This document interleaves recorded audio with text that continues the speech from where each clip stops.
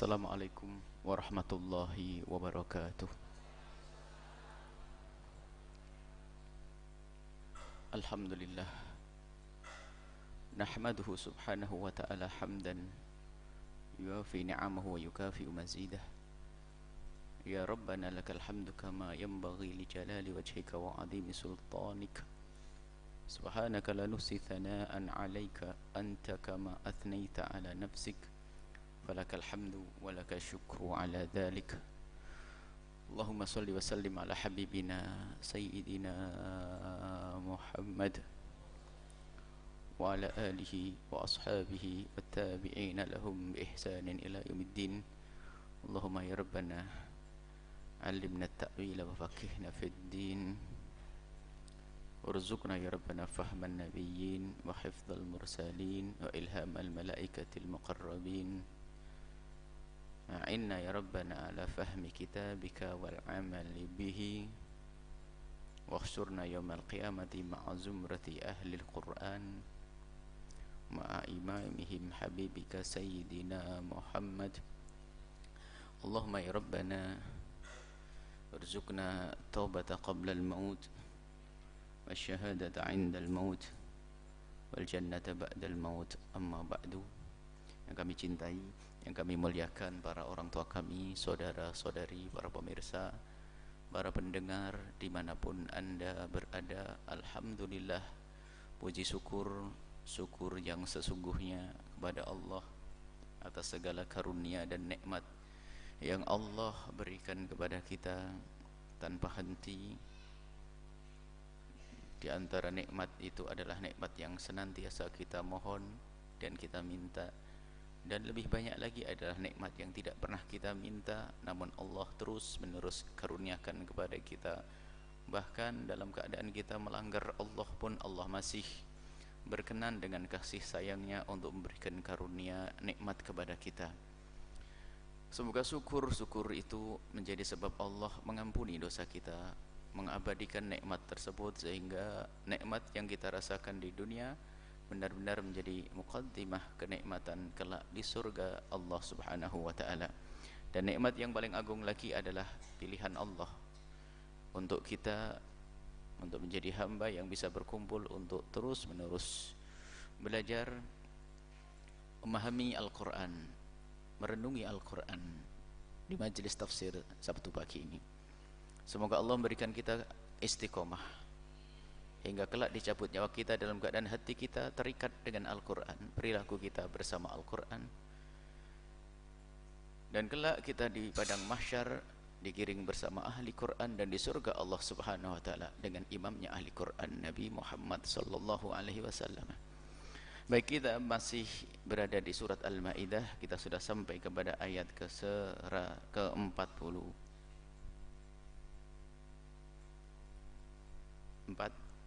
44, 45, 46. A'udzubillahi minasyaitonir rajim. Bismillahirrahmanirrahim.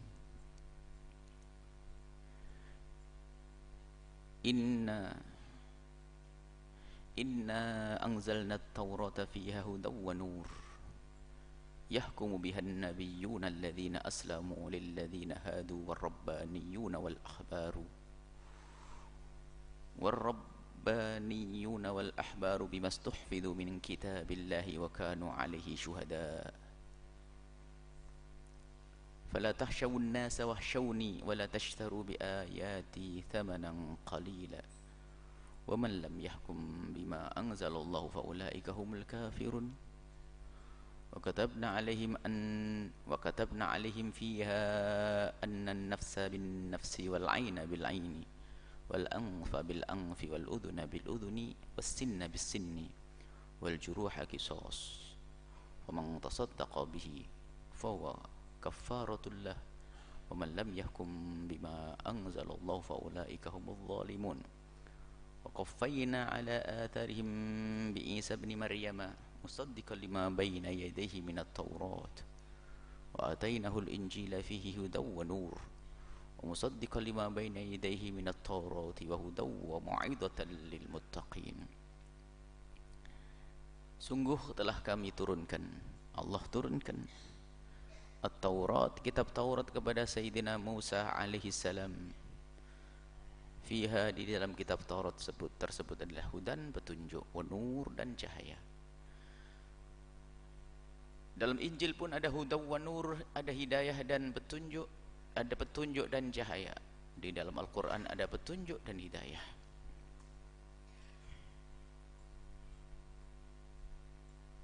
Digambarkan bahwa kita ini dalam hidup di dunia ini menempuh sebuah perjalanan. Maka di situ ada jalan. Dan di dalam meniti jalan agar sampai kepada tujuan harus ada petunjuk. Dan di dalam perjalanan tersebut tentu ada bermacam-macam tantangan, rintangan, batu sandungan. Sehingga perlu agar kita tidak tersandung, perlu berhati-hati. Mulai dari harus ada penerangan, ada nurnya, ada hidayah, ada yang memberikan petunjuk, ini loh jalanmu. Maka yang berjalan tanpa cahaya, tanpa petunjuk, biarpun itu di jalan yang seolah-olah benar, akan tapi dia akan tersandung-sandung. Dan bisa saja dia tidak sampai tujuan karena tidak menemukan nur cahaya di jalan yang ia tempuh. Maka di dalam kita menjalani hidup ini diberi oleh Allah petunjuk, dan kaum Bani Israel diberi oleh Allah hudaw wa nur, diberi petunjuk sekaligus cahaya di dalam meniti hidup mereka, meniti jalan mereka untuk sampai kepada Allah, yaitu At-Taurat, undang-undang yang membawa kepada kebenaran. Akan tapi cahaya itu berbatas, cahaya yang hanya berfungsi untuk sekelompok tertentu dan pada batas tertentu. Sehingga setelah adanya risalah Taurat nanti diganti dengan risalah Injil, petunjuk Injil. Ada juga nanti setelah itu ditutup dengan sebuah cahaya yang berlaku untuk semesta, yang tidak hanya untuk satu kaum akan tapi untuk semua bangsa, semua kaum, dan tidak hanya untuk berlaku pada masa tertentu akan tapi dari masa ke masa tetap berlaku, yaitu syariat Nabi sallallahu alaihi wasallam sebagai penutup syariat-syariat yang lainnya. Dan semua membuat nur. Dan bersama Sayyidina Musa alaihissalam juga ada waktu itu. Bahkan Nabi mengatakan dalam waktu yang bersamaan ada di situ Nabi Lut dengan risalahnya juga. Akan tapi berbeda kaum, maka sinarnya hanya berlaku, hidayahnya hanya berlaku, petunjuk hanya berlaku untuk kaum tersebut.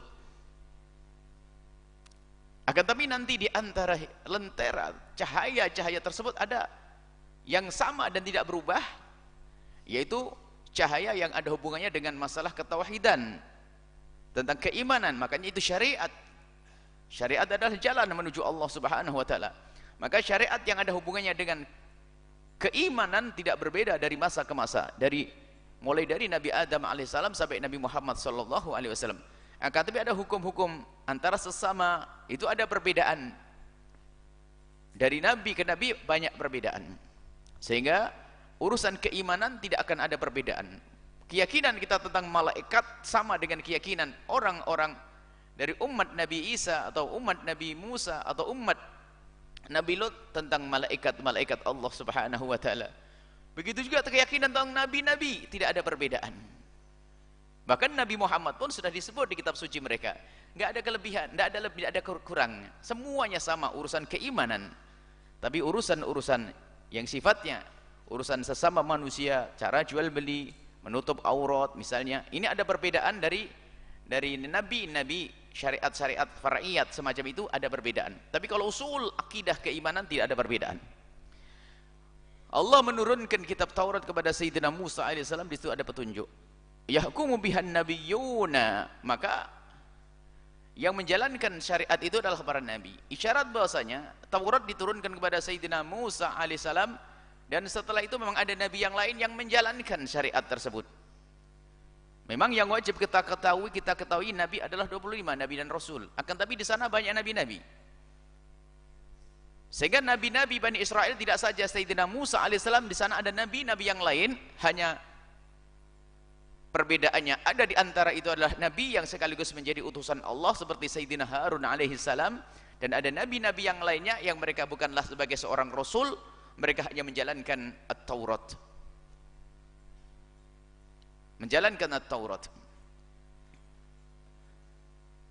Alladzina aslamu, nabi yang berislam. Apakah ada nabi yang tidak berislam? Oh bukan. Maksudnya alladzina aslamu, maksudnya kalau dalam bahasa kita orang yang baik, benar-benar baik. Jadi bukan orang baik dan karena memang dia benar-benar baik. Nabi dan mereka benar-benar keislamannya sebagai contoh. Bukan membedakan, ini bukan satu sifat untuk membedakan antara yang bersifat keislaman dan yang tidak Islam. Bukan ada nabi kafir, tidak ada. Akan tapi Islam adalah satu keharusan, seorang nabi adalah seorang muslim. Akan tapi disifati dengan alladzina aslamu, mereka para nabi yang berislam, bukan berarti di sana ada nabi yang tidak Islam. Ya. Contoh saja, kalau kita menyebut bahasanya seorang santri yang baik, lalu kita katakan bahwa dia adalah santri yang santri, gitu. Semuanya santri juga, artinya ada nilai lebih. Dia benar-benar nyantri. Artinya memang keislamannya nabi itu adalah benar-benar santri, misalnya. Contoh, santri, yang benar-benar. Sehingga sifat Islam ini sifat untuk ciri kemuliaan. Padahal nabi sudah muslim. Kalau dalam syair misalnya, ada penyusun syair berkata, aku membuat syair tentang Nabi Muhammad, aku menyanjung Nabi Muhammad, tapi sebenarnya aku bukan menyanjung Nabi Muhammad, tapi aku menyanjung syairku dengan Nabi Muhammad. Jadi kemuliaan syairku bukan karena jadi Nabi Muhammad tidak menjadi lebih mulia karena aku sanjung, akan tapi ketahuilah bahwasanya sanjungan syairku menjadi mulia karena itu disebut Nabi Muhammad. Jadi Nabi Muhammad yang menjadikan mulia indah syairnya. Jadi ini bukan berarti pemisahan antara Islam dengan Nabi, tidak. Ini hanya menunjukkan bahwasanya Nabi adalah mulia, ya, dan dia adalah simbol keislaman dan membawa keislaman. Supaya tidak ada yang memahami bahwasanya ada nabi yang tidak berislam. Kemudian nabi itu membawa syariat Taurat dengan benar kepada siapa? Lilladzina hadu, kepada orang Yahudi secara umum. Rabbaniyuna, dan orang-orang terdidik dari ahli-ahli ibadah yang patuh kepada syariat Taurat, yang khusyuk kepada syariat Taurat. Wal ahbar, dan pemikir-pemikir mereka, para ahli fikih, ulama-ulama mereka. Itu diberitahu oleh para nabi-nabi penerus Sayyidina Musa alaihissalam. Bimastuhfidu, dengan sesuatu ustufidu yang mereka diminta untuk menjaganya. Ini satu berita yang luar biasa dahsyat tentang syariat, tentang kitab suci, perbedaan antara Taurat dan Al-Quran. Kalau Al-Quran, inna nahnu nazzalna dzikra wa inna lahu lahafidun, Al-Quran aku yang menjaga, Allah yang berjanji untuk menjaga. Tapi Taurat tidak, ustufidu, mereka diminta untuk menjaga. Bukan Allah mengatakan akan aku jaga, tapi aku serahkan kepadamu wahai para pembesar, pemuka-pemuka Taurat dan juga Injil, engkau yang menjaga. Ustufidu. Mereka punya kewajiban menjaga. Dan di saat mereka tidak menjaga, maka hilanglah Taurat. Sampai hari ini pun tidak ada kebenaran tentang Taurat. Tetapi sebaliknya Al-Quran yang inna lahu lahafidun, Allah yang menjaga. Karena Allah yang menjaga, tidak ada satupun orang yang bisa merubah Al-Quran. Dan sampai hari ini pun tidak ada orang yang menghafal Taurat. Padahal ini kan perbedaan. Al-Quran tidak disuruh kita untuk menghafalnya, tapi Allah menjadikan penghafal Al-Quran banyak. Ya, Al-Quran tidak disuruh. Mana ada perintah menghafal Al-Quran? Kita tidak diperintahkan menghafal Al-Quran kecuali surat Al-Fatihah untuk sholat saja kok. Tidak ada perintah menghafal Al-Quran. Ya, keutamaan menghafal Al-Quran ada, akan tapi tidak ada perintah untuk menghafal Al-Quran. Tapi Taurat mereka diperintahkan untuk menjaga, akan tapi kenyataannya sampai hari ini tidak ada yang hafal Taurat, dari orang Yahudi sekalipun. Tapi Al-Quran biarpun tidak diperintahkan, tapi Allah telah menjadikan orang yang hafal Quran banyak. Bahkan orang kafir pun ada yang menghafal Al-Quran. Unik. Tidak beriman pun bisa menghafal Al-Quran. Tidak disuruh menghafal, hafal anak kecil hafal Quran dan sebagainya. Adapun tebalnya kitab, tidak ada. Taurat tidak setebal Al-Quran, dan Injil pun tidak setebal Al-Quran, tidak sebanyak Al-Quran. Akan tapi kenyataannya Al-Quran orang bisa menghafal huruf per hurufnya, bukan sekedar surat, akan tapi huruf per huruf tidak ada yang berbeda antara hafalan fulan dan fulan. Adapun masalah qiraah perbedaan antara qiraah sab'ah ini adalah tidak ada perbedaan yang sesungguhnya. Lihat ini bimastuf itu satu isyarat bahwasanya kitab Taurat hendaknya mereka jaga, akan tapi yang bisa menjaga hanya para nabi. Adapun para pemuka-pemuka agama mereka banyak meninggalkan. Jadi mereka tidak menjaga Al-Quran dengan 3 model. Yang pertama adalah mereka melupakan, tidak mau memakai, sehingga lupa yang sesungguhnya. Mereka melupakan. Kemudian yang tidak lupa, mereka yang kedua menyembunyikan. Jadi disembunyikan, hukum ini benar, wah tidak cocok buat saya, disembunyikan. Yang tidak lupa menyembunyikan. Nah ini pemuka agama mereka. Sampai kasus tentang hukum kisos atau hukum rajam yang ayat sebelumnya, mereka sebenarnya mengerti hukum Taurat, akan tapi mereka sembunyikan. Ini model cara melupakan mereka adalah, yang kedua adalah mereka bukan lupa yang sesungguhnya, tapi mereka masih ingat, akan tapi mereka sembunyikan. Baik, kelompok yang ketiga mencoba menghadirkan Taurat, akan tapi yuharrifunal kalimah, mereka rusak. Fawailul ladzina yaktubuna alkitaba biaydihim, celaka buat mereka itu orang-orang yang menulis kitab suci dengan tangan mereka. Maksudnya dari diri mereka membuat surat-surat palsu atau hukum-hukum palsu, lalu mengatakan hadza min indillah, ini dari Allah Subhanahu wa taala. Jadi model mereka meninggalkan kitab Taurat yang ketiga adalah dengan cara mereka itu merubah. Jadi disampaikan ini Taurat tapi dirubah, sehingga kitab suci selain Al-Quran tidak terjaga dengan model bermacam-macam cara untuk meninggalkan kitab Taurat ya tadi. Imastughfidu, ini ustughfidu, mereka diminta untuk menjaga tapi mereka tidak menjaga. Diminta loh ya, disuruh menjaga karena tidak ada jaminan bahwasanya kitab suci mu abadi, maka jagalah, dan mereka tidak menjaga sampai hari ini. Min kitabillahi, dari kitab Allah Subhanahu wa taala. Wa kanu alaihi syuhada, dan mereka itu menjadi saksi-saksi kebenaran karena mereka mengerti tentang syariat Sayyidina Musa alaihissalam. Mereka juga berjuang dengan Sayyidina Musa. Ada di antara mereka yang ikut selamat di Laut Merah dan seterusnya, akan tapi bersama berjalannya waktu terjadi perubahan di antara pembesar-pembesar mereka, silang pendapat di antara mereka, sehingga pada akhirnya pun pada meninggalkan Taurat itu sendiri. Padahal mereka menyaksikan kebenaran, syuhada, saksi kebenaran, melihat, mendengar dari Sayyidina Musa, pesan-pesan dari Sayyidina Musa, penjelasan dari Sayyidina Musa. Mula-mula mereka mengimani itu semuanya, akan tapi pada akhirnya mereka adalah melupakan kitab Taurat, melupakan Sayyidina Musa alaihissalam karena menuruti hawa nafsu mereka. Fala tahsyawun nasa, maka ini perintah kepada mereka yang masih punya iman. Jangan kamu takut kepada manusia. Jangan kamu mengikuti manusia, merubah firman-firman Allah demi kepentinganmu di hadapan manusia, demi pangkatmu, demi kewibawaanmu, hanya karena yang melanggar orang kaya yang biasa membantumu lalu kau rubah firman. Hanya karena pejabat yang membiayai hidupmu atau bahkan membantu kehidupanmu, kemudian kau rubah firman.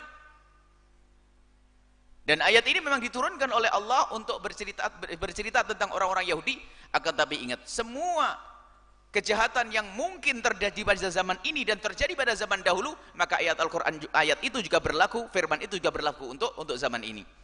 Artinya bukan saja orang Yahudi kisahnya yang semacam ini, orang kaum muslimin pun, kaum muslimin juga demikian. Ada di antara kaum muslimin yang seperti itu, lebih takut kepada manusia daripada takut kepada Allah Subhanahu wa taala. Sehingga lihat, merubah firman Allah, makna-makna Al-Quran dirubah sesuai dengan keinginan hawa nafsu mereka.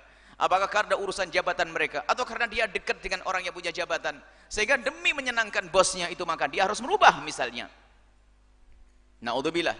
Wala tahsyawun nas, jangan kau takut dengan manusia hanya karena kau tidak diberi saja kau takut. Ya, jangan takut kepada manusia. Syawni, kalau kamu takut, takutlah kepada aku. Hukuman besar di hadapan Allah Subhanahu wa taala. Wala tashtaru bi ayati thamanan qalila. Jangan kau ganti, kau rubah, jangan kau jual firmanku dengan nilai yang rendah. Jangan kau jual ayat-ayatku dengan nilai yang sifatnya sementara, duniawi. Bahkan kadang-kadang duniawi modelnya ukhrawi. Mungkin saja karena orang sudah masuk dalam kemunafikan, yang diinginkan adalah gebyar. Mungkin saja adalah pondok pesantren, tapi pondok pesantren tidak semua adalah menuju kepada Allah. Bisa saja pondok pesantren hanya untuk membesarkan kesombongan seorang ustadz agar dianggap pondoknya paling gede. Nah, kalau sudah niatnya bukan karena Allah, bisa saja pondok ini dibantu dengan cara menjual ayat Al-Quran agar dibantu oleh seorang tokoh misalnya, atau seorang yang punya uang merubah hukum agar dibantu pondoknya. Kan aneh, menjual agama. Atau menuruti permintaan seorang pejabat misalnya, pemimpin misalnya, merubah firman-firman, berkumpul. Bahkan orang munafik itu biasanya cocok. Kalau gagak hitam kumpul dengan gagak hitam, gagak putih kumpul dengan gagak putih. Dan subhanallah itu sudah begitu sunnahnya. Orang munafik sudah akrab dengan orang munafik, komunikasi sana sini untuk membela misalnya. Bahwasanya firman Allah dijaga, Al-Quran harus dijaga, Nabi Muhammad harus dijaga. Mungkin ada sekelompok manusia yang berkumpul untuk mendapatkan sesuatu yang sifatnya duniawi, dan duniawi ini bukan saja urusan keuangan, akan tapi adalah sebutan di hadapan manusia juga adalah bentuk daripada dunia. Pengen disebut sebagai orang yang pahlawan hebat, disebut sebagai orang yang macam-macam. Pokoknya dibanggakan di dunia, akan tapi lihat dia dibenci oleh Allah Subhanahu wa taala. Wala tashtaru bi ayati thamanan qalila. Ketahuilah thamanan qalila, dunia ini semuanya qalil dibanding akhirat nanti. Umur dunia itu adalah dibanding umur akhirat adalah sangat pendek. Kalau akhirat sepanjang masa tidak ada batas. Kalau dunia adalah ribuan tahun. Dan ribuan tahun, dan dunia itu adalah pendek dibanding akhirat. Dan umurmu dibanding umur dunia juga sangat pendek. Dari kamu itu ada umurmu itu pendek di antara yang pendek. Ya, umurmu adalah pendek dibanding umur dunia saja kita sangat pendek. Fir'aun sudah ribuan tahun yang lalu. Ribuan tahun yang lalu, lihat. Dan kita punya umur berapa? Umur yang pendek ini. Bahkan umur kita ini kadang lebih pendek dari apa yang kita beli tadi.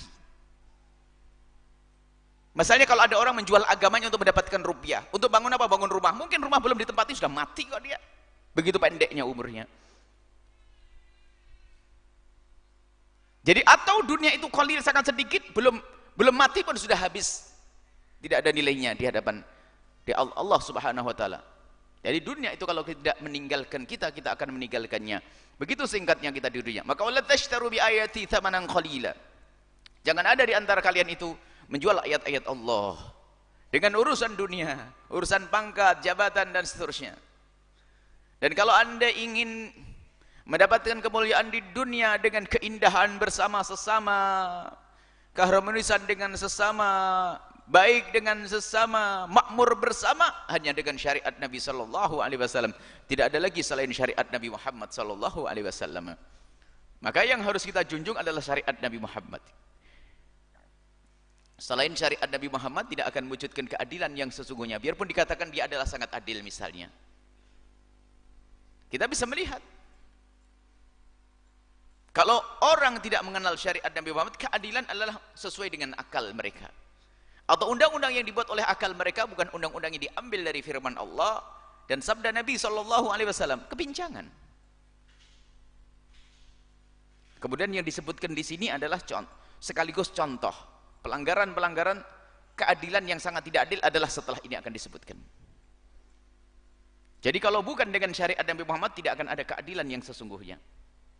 Jangan tertipu dan jangan terpesona dengan suara orang yang mungkin jubahnya lebih gede dari yang saya pakai misalnya, atau imamahnya lebih gede dari jedor, lalu dia menyerukan bahwasanya keadilan bisa diambil tanpa syariat Nabi Muhammad. Enggak, bohong itu, pasti dusta mereka, tidak ada benarnya. Dan keadilan syariat Nabi Muhammad mencakup keadilan untuk orang di luar Islam. Maka kami sampaikan kepada yang mendengar suara ini dari orang yang tidak memeluk agama Islam, ketahuilah dengan syariat Islam Anda tidak akan dihinakan, dan Anda tidak akan dinistakan, dan Anda tidak akan dizalimi. Karena Islam mengajarkan keadilan. Jangan Anda memandang Islam dengan kacamata Anda, wahai orang di luar Islam. Pandang Islam dengan kacamata Islam. Kalau memandang Islam dengan kacamatanya, ya mereka selalu mengira-ngira seperti itu. Akan tapi kalau Anda memandang dengan Islam, dengan kacamata Islam, lihat keadilan yang sesungguhnya yang harus diberikan kepada orang di luar Islam sekalipun. Hak bertetangga, hak bermasyarakat. Orang Islam, agama kita memperkenankan orang kafir yang bersama kita, yang sudah berjanji hidup baik dengan kita untuk berkarya, berkiprah sebebas-bebasnya dengan catatan tidak mengganggu orang lain. Dan orang lain di sini bukan kaum muslimin saja, asalkan dia tidak mengganggu orang lain, termasuk mengganggu tetangganya yang kafir juga kok.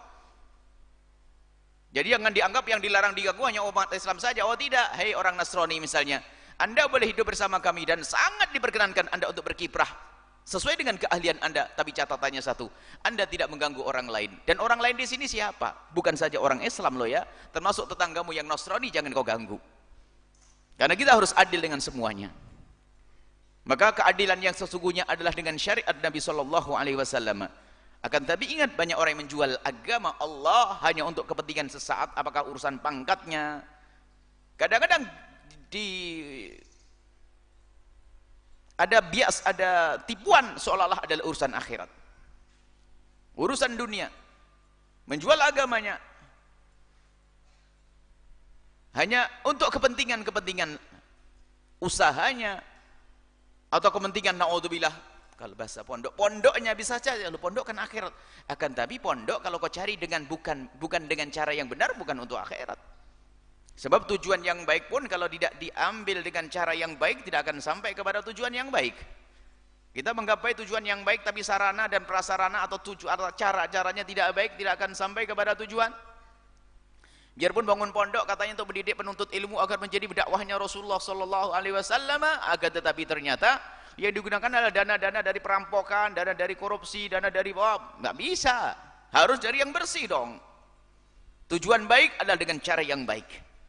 Bangun masjid untuk iktikaf tapi dengan merampok juga tidak diperkenankan kok. Tujuannya baik, nggak cukup Anda hanya melihat tujuan yang baik.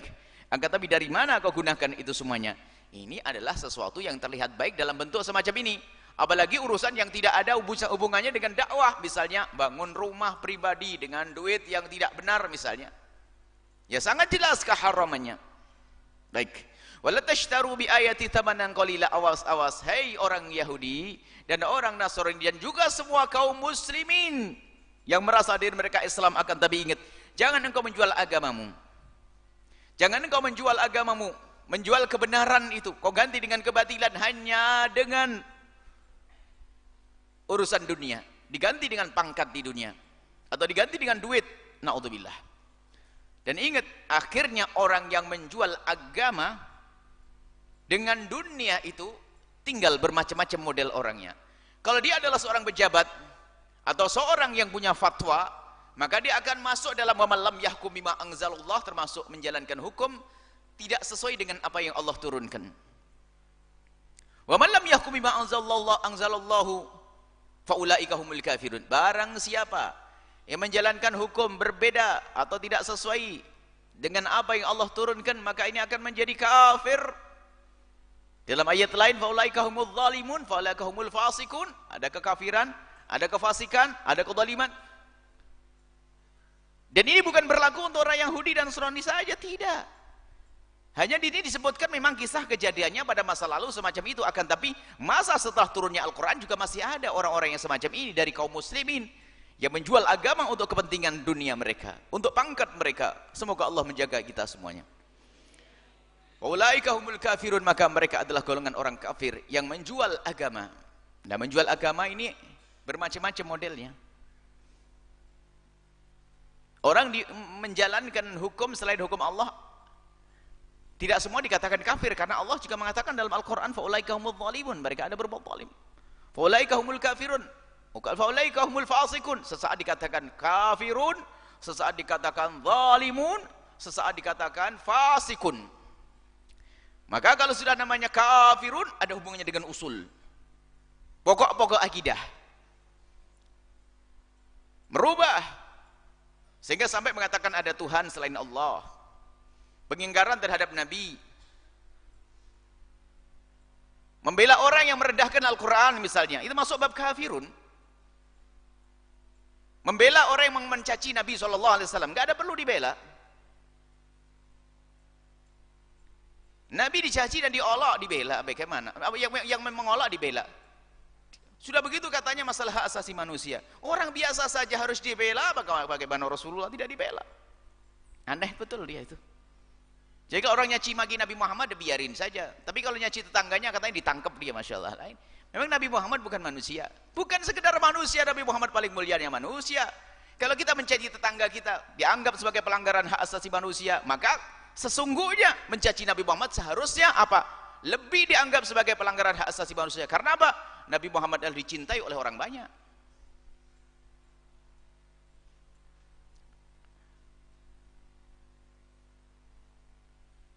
Baik.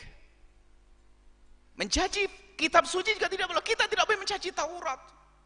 Tidak boleh mencaci Injil, akan tapi kita mencaci perubahan yang ada di dalam Taurat dan Injil. Kitab Taurat dan Injil semua, bahkan di dalam syariat kita, akidah kita, barang siapa yang mengingkari Taurat dan Injil adalah kitab suci dari Allah, maka hukumnya kafir kok. Sudah jelas ini. Kita tidak mengatakan Taurat bukan kitab suci, akan tapi yang jadi masalah adalah perubahan.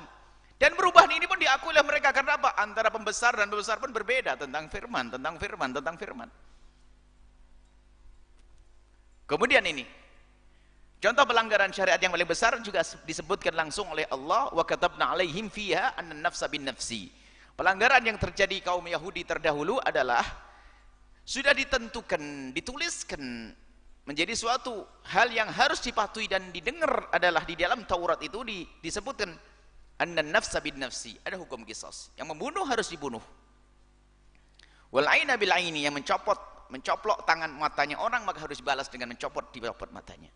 Wal angfa bil angfi, yang memotong hidungnya orang maka harus dibalas dengan memotong hidung. Tentunya itu semua jika dilakukan dengan sengaja dan kebrutalan dan kejahatan, bukan orang tidak sengaja. Orang tidak sengaja nabrak hidungnya hilang akhirnya. Ya, ini bagian masalah tidak sengaja. Bukan, dengan sengaja, dengan kejahatan. Orang membunuh dengan kejahatan dan kebusukan jiwanya. Sebab yang membunuh satu orang sangat mungkin membunuh 1000 orang dan 1.000.000 orang. Kenapa? Dia sudah tidak menghargai kemanusiaan. Bukan masalah jiwa seorang muslim, tidak. Kemanusiaan.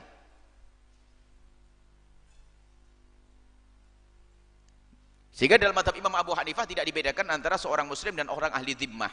Seorang muslim bisa saja dihukum qisas karena membunuh seorang ahli dhimmah, seorang kafir yang sudah berjanji untuk hidup bareng dengan kita, untuk berjanji baik. Ini menurut Imam Abu Hanifah radhiyallahu taala. Biarpun menurut pendapat lain tidak, akan tapi tetap hukuman harus dijalankan demi keadilan. Wasinna bisinni, yang menjatuhkan giginya seseorang pun harus dicopot giginya. Wal juruha qisas, kalau melukai seseorang harus dilukai yang serupa. Tujuannya adalah agar menghentikan orang tidak mau macam-macam. Kalau tahu matanya bakal dicoplok, dia tidak berani mencoplok matanya orang. Nggak akan ada preman petentang-petenteng mukul. Karena apa? Dia mukul, tangkep, nanti langsung dicoplok juga matanya itu nanti. Nggak berani. Keamanan. Cuman karena tidak ada syariat yang ditegakkan, maka seenaknya sendiri. Di sana ada orang dianiaya, di sana ada orang dibunuh. Hampir tiap menit ada pembunuhan. Karena harganya nyawa hanya nginep 10 tahun, bahkan mungkin 3 tahun. Tidak, harga nyawa mahal. Dan yang ada dalam Islam itu penegakan syariat Islam, hukum qisas. Faman tasaddaqa bihi fa huwa kafaratul lah. Cuman di situ Islam juga dididik untuk orang berlembut hati, berlapang dada, penuh kasih.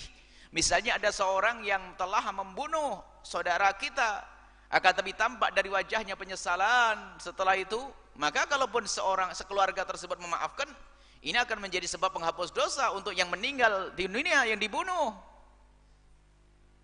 Karena perlu dilapangkan hatinya. Akan tapi dia karena mungkin marahnya berlebihan, bahkan untuk menuntut qisas, aku minta qisas agar orang yang membunuh orang tuaku dibunuh, haknya dia. Karena ini manfaatnya adalah apa? Untuk menjaga orang lain nanti agar tidak terjadi pembunuhan. Tapi kalau seandainya orang yang dijahatin tersebut atau keluarga yang dijahati kok lapang hati memaafkan, maka ini menjadi penghapus dosa untuknya. Termasuk dari mulai jiwa. Keluarga kita ini dibunuh, kemudian kita lapang dada memaafkannya, maka ini adalah sebuah kebaikan. Atau kita dilukai dengan sengaja, lalu kita mengatakan aku maafkan, boleh. Sebuah kebaikan untuk kita dan menjadi penghapus dosa. Wa man lam yahkum bima anzalallahu fa ulaika humudz dzalimun. Ini kan urusannya dengan manusia, maka isyaratnya dengan kezaliman. Maka barang siapa yang tidak menjalankan hukum-hukum ini, kan hukum keadilan ini yang urusannya dengan sesama, maka yang tidak menjalankan hukum ini maka dzalimun, mereka dikatakan zalim. Tapi dengan catatan dikatakan zalim saja, tidak dikatakan kafir, asalkan masih mengakui bahwasanya hukum qisas adalah hukum syariat Islam. Misalnya pejabat-pejabat kita misalnya, tidak bisa dikatakan kafir sekaligus. Kami tidak seperti sebagian orang yang langsung mengatakan kafir. Para pemerintah kita tidak menjalankan syariat Islam maka hukumnya kafir. Oh tidak, tidak seperti itu. Mereka banyak ahli iman, cuman mereka tidak menjalankan syariat Islam. Dan mereka masih mengakui bahwasanya qisas adalah hukum paling bagus. Kenapa kau tidak menjalankan? Tidak bisa. Tapi mereka meyakini hukum Islam adalah lebih benar, paling benar. Kemudian dia tidak menjalankan, tidak dikatakan kafir. Tapi mereka hanya dikatakan sebagai seorang zalim karena tidak menegakkan keadilan di antara bangsa dan rakyat. Tidak bisa dikatakan kafir. Kalau dikatakan kafir mengatakan hukum qisas gak benar. Nah, ini kafir. Tapi kalau hanya tidak menjalankan qisas, asalkan dia masih meyakini qisas adalah yang paling bagus. Karena dia sudah masuk dalam lingkungan atau sistem atau aturan, mereka nggak bisa berbuat apa-apa. Atau dia ingin membuat perubahan perlahan demi perlahan, kalau saya langsung buat perubahan mungkin akan ramai heboh atau mungkin tidak akan berhasil. Maka dia duduk di sebuah jabatan tertinggi, anggap saja presiden, kemudian perlahan untuk berubah. Mungkin tahun ini targetku adalah 5 hukum Islam harus saya tegakkan, berikutnya 5 lagi, selama 5 tahun 25 hukum Islam bisa ditegakkan, hukum imamah maksudnya. Sebab yang ada sangkut pautnya dengan pemimpin adalah hukum imamah. Ingat hukum dibagi 3, ada hukum imamah, ada hukum qadha, ada hukum fard.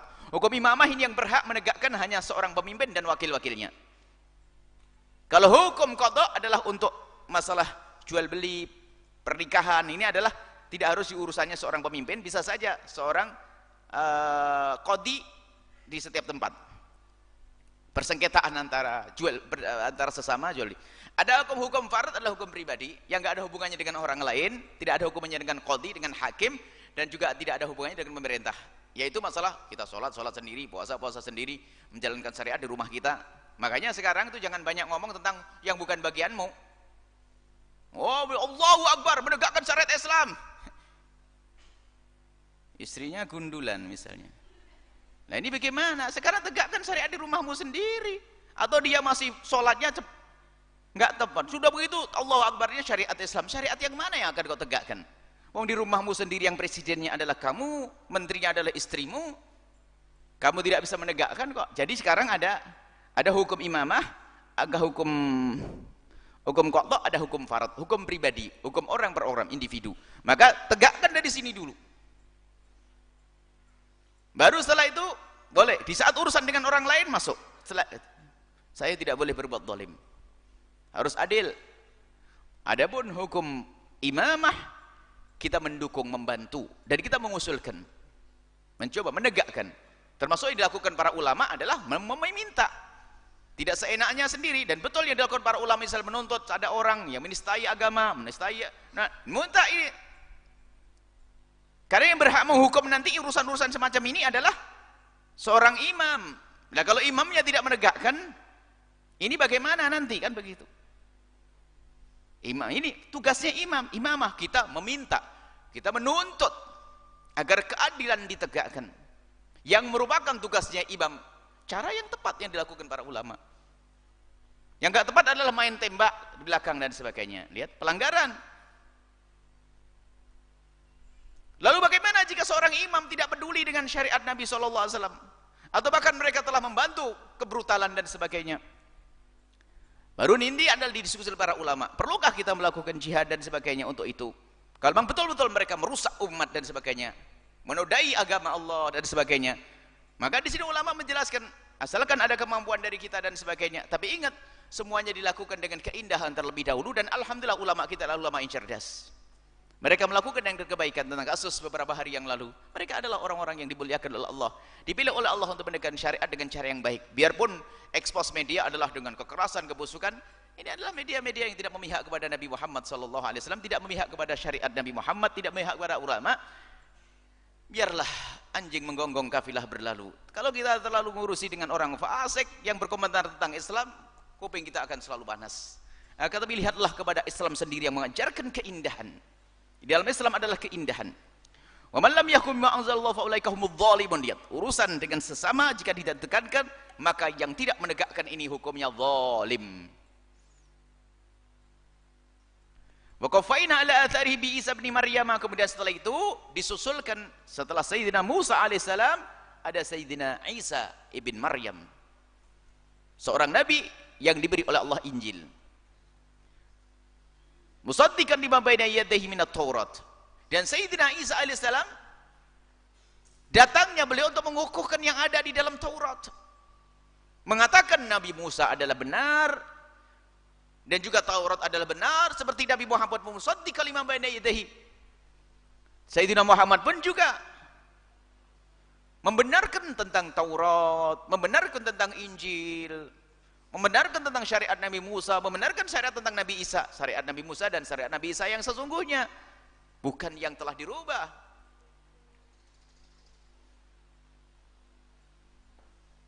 Wa atainahul injila fihi hudaw wa nur. Dan Sayyidina Isa pun diberi oleh Allah kitab apa suci namanya Injil, dan di dalam juga ada hidayah, wa nur, dan cahaya. Wa musaddiqan lima baina yadayhi minat Taurat. Dan di dalam kitab Injil itu sendiri juga mengukuhkan tentang kebenaran Taurat. Jadi tentunya karena membenarkan tidak boleh ada perbedaan dong. Kalau ada perbedaan berarti Taurat telah dirubah. Yang benar adalah Injil dong. Karena Injil membenarkan. Dan setelah Injil datanglah syariat Nabi SAW juga musaddiqan, membenarkan apa yang ada di dalam Injil. Maka di saat ada pertentangan tentang keimanan, maka berarti ada perubahan dong dalam Injil itu sendiri. Dikatakan Tuhan itu hanya Allah, ternyata Isa bin Maryam. Dikatakan Sayyidina Isa adalah Tuhan, maka itu adalah pelanggaran. Berarti ada penyelewengan di situ. Tidak bisa dipercaya kebenarannya. Tapi Injil yang diturunkan kepada Sayyidina Isa adalah benar. Dan itu adalah kitab suci, firman Allah, dan tidak ada salahnya, dan tidak ada perbedaan dengan Al-Quran. Wa man lam yahkum bima anzalallahu fa ulaika humul fasiqun. Kefasikan ini adalah hubungannya antara pribadi, antara kita. Jadi biasanya kalau kita pilih wa man lam yahkum bima anzalallahu fa ulaika humul kafirun, urusan dengan Allah, keimanan. Fa ulaika humudz zalimun, urusan dengan sesama manusia. Fa ulaika humul fasiqun. Kita dosa-dosa sendiri, misalnya minum-minuman keras, ini dosa pribadi, itu fasik. Meninggalkan sholat. Fa ulaika humul, kamu tidak menjalankan hukum syariat dalam rumahmu sendiri, lalu kamu minum minuman keras, ya tetap dianggap sebagai seorang muslim misalnya. Tapi ingat, fasik, awas hati-hati, dosa besar. Tapi kalau ada sangkut pautnya dengan orang lain, maka faulaika humudz zalimun.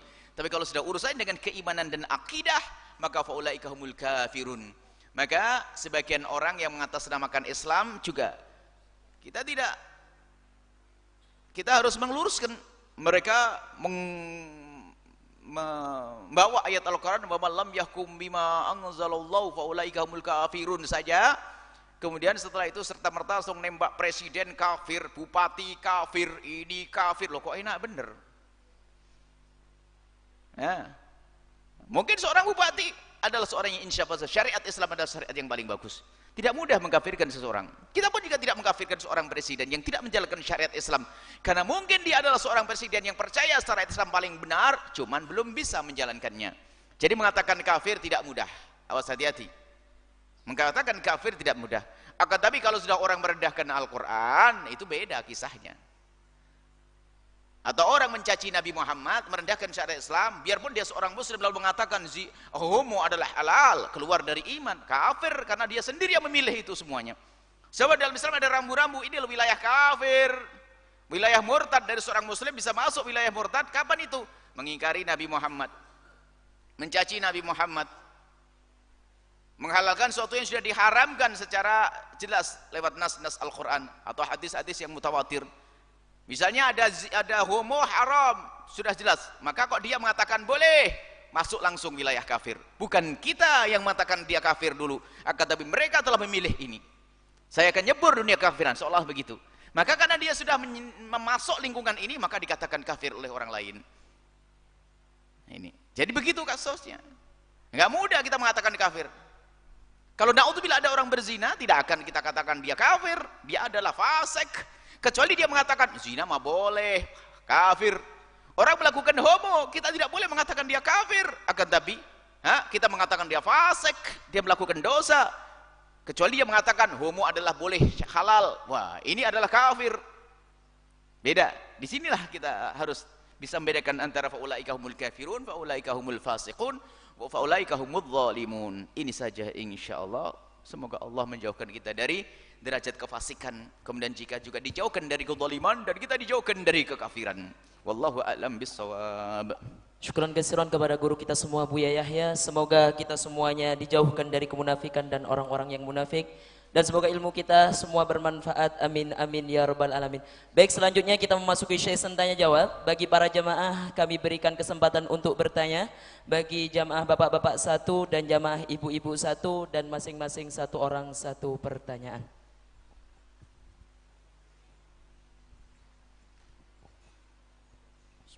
Assalamualaikum warahmatullahi wabarakatuh. Waalaikumsalam warahmatullahi wabarakatuh. Allahumma sholli ala sayyidina Muhammad. Sholli alaihi. Begini Bu ya, ada seorang wanita ingin menikah, tetapi ada kendala dalam perwalian. Kemudian bolehkah meminta perwalian kepada ulama untuk menikahkan? Kenapa? Apa tidak bapak tidak ada apa? Karena apa dulu? Karena masalah waktu mungkin. Waktu. Ada waktu dan aturan tertentu. Tapi di satu sisi tidak ingin terjerumus dalam keharuman. Itu saja, terima kasih. Mohon maaf dan Assalamualaikum warahmatullahi wabarakatuh. Assalamualaikum warahmatullahi wabarakatuh.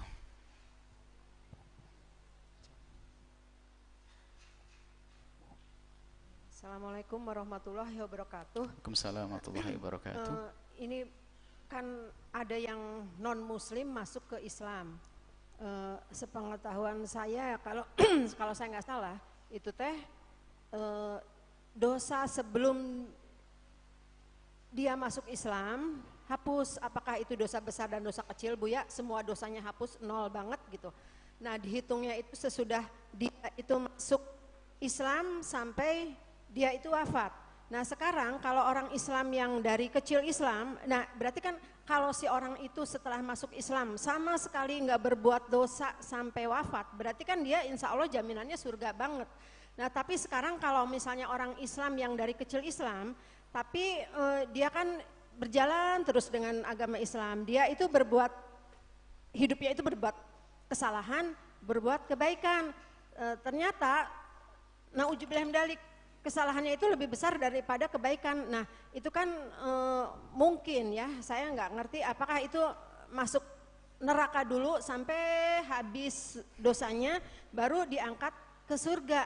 Nah sekarang bagaimana dengan orang yang non muslim itu masuk ke agama Islam, dia nggak berbuat dosa sama sekali setelah Islam sampai dia wafat, dia kan langsung dijeburinnya ke surga gitu. Sementara orang yang dari kecil mungkin dia karena berbuat dosa dari Islam dari kecil langsung itu dulu hapus dulu dosanya di neraka langsung ke surga, baru masuk ke surga gitu Bu. Hasan. Waalaikumsalam warahmatullahi wabarakatuh. Salam. Bismillahirrahmanirrahim. Tentang seorang wanita di dalam madhab kita dan jumhur ulama dari madhab Imam Al-Malik rahimahullah ta'ala, Imam Ahmad ibn Hanbal, Imam Syafi'i, perwalian adalah termasuk bagian daripada rukun sahnya pernikahan. Jika dalam sebuah pernikahan tidak ada wali, maka pernikahan tidak dianggap sah. Itu menurut madhab kita Imam Malik rahimahullah ta'ala, Imam Syafi'i dan Imam Ahmad ibn Hanbal. Adapun di dalam madhabnya Imam Abu Hanifah radhiyallahu ta'ala anhu, perwalian adalah tidak harus ada, akan tapi yang diharuskan ada adalah saksi dari orang-orang yang benar, saksi yang adil, supaya tidak terjadi pernikahan yang main-main. Sesuai dengan pertanyaan, jawabannya adalah kalau orang mau menikah sebenarnya sangat mudah. Biarpun seandainya wali nanti ada, sangat mudah. Wali bisa diganti-ganti, mulai dari wali-wali yang sesungguhnya, mulai wali mujbir bapak dan kakeknya, kemudian sampai berganti kepada saudara dan pamannya. Jika ternyata semuanya tidak ada, bisa saja nanti kepada hakim yang ada di tempat tersebut. Jika ternyata di negeri tersebut tidak ada hakim, maka ada namanya tahkim, mengangkat. Ini martabat terakhir. Jika tidak ada hakim, hakim jahil, gak ngerti agama, atau di negeri kafir, Di negeri yang tidak ada hakim Islam di situ. Sementara mau cari bapaknya nggak ada jauh, atau semua nggak ada, walinya tidak ada, bapak nggak ada, anak kakek nggak ada, saudara tidak ada, paman juga tidak ada, hakim Islam pun tidak ada. Maka bisa saja dengan tahkim. Tahkim adalah dua mempelai mengangkat seorang yang bisa dipercaya untuk menikahkan mereka berdua, maka itu adalah muhakkam. Muhakkam, dan sangat mudah. Cuman yang harus kita antisipasi itu, kenapa ada perempuan kok sampai nggak ada bapaknya? Apakah tidak disetujui, lari? Lah ini jadi masalah. Makanya ingat, guru fakih kalau tidak ada warak, tidak ada takut kepada Allah, membahayakan. Kalau hanya mengesahkan pernikahan lalu nanti dikasih duit, enteng, gampang. Tapi ingat, kita harus menjadi pendidik juga. Kenapa kau menikah tanpa bapakmu? Bapakmu ada? Ada. Di mana? Jauh, di Kalimantan. Baik, di Kalimantan. Ketahuilah kalau masalah menghalalkan pernikahan, biarpun dalam mazhab Imam Syafi'i, kalau ada seorang anak gadis jauh dari orang tuanya, lebih dari 2 marhalah, maka kewalian orang tua bisa saja ditinggal, pindah kepada wali hakim atau wali tahkim. Lihat, sehingga kawin lari sah, tapi dosa, ngelanggar orang tua. Ngapain ndak izin sama bapakmu? Kalau masalah menghalalkan pernikahan, enteng, sangat mudah menghalalkan pernikahan. Tapi ingat, kenapa kamu menikah saja kau tidak izin bapak ibumu? Yang melahirkanmu, ibundamu, ayahmu yang mendidikmu. Sekarang kamu senang-senang lupa dengan bapak ibumu? Ada apa? Pasti ada di balik ini, ada sesuatu di balik ini semuanya. Mungkin orang tuanya tidak setuju, karena kenapa tidak setuju? Mungkin pasanganmu itu adalah nggak benar. Maka kalau ada orang lari, kalau masalah halalnya pernikahan, sahnya pernikahan sangat mudah, enteng. Jadi bisa saja nanti dengan hakim boleh, asalkan orang tuanya tidak ada atau walinya tidak ada lebih dari 2 marhalah. 2 marhalah adalah kurang lebihnya 84 km.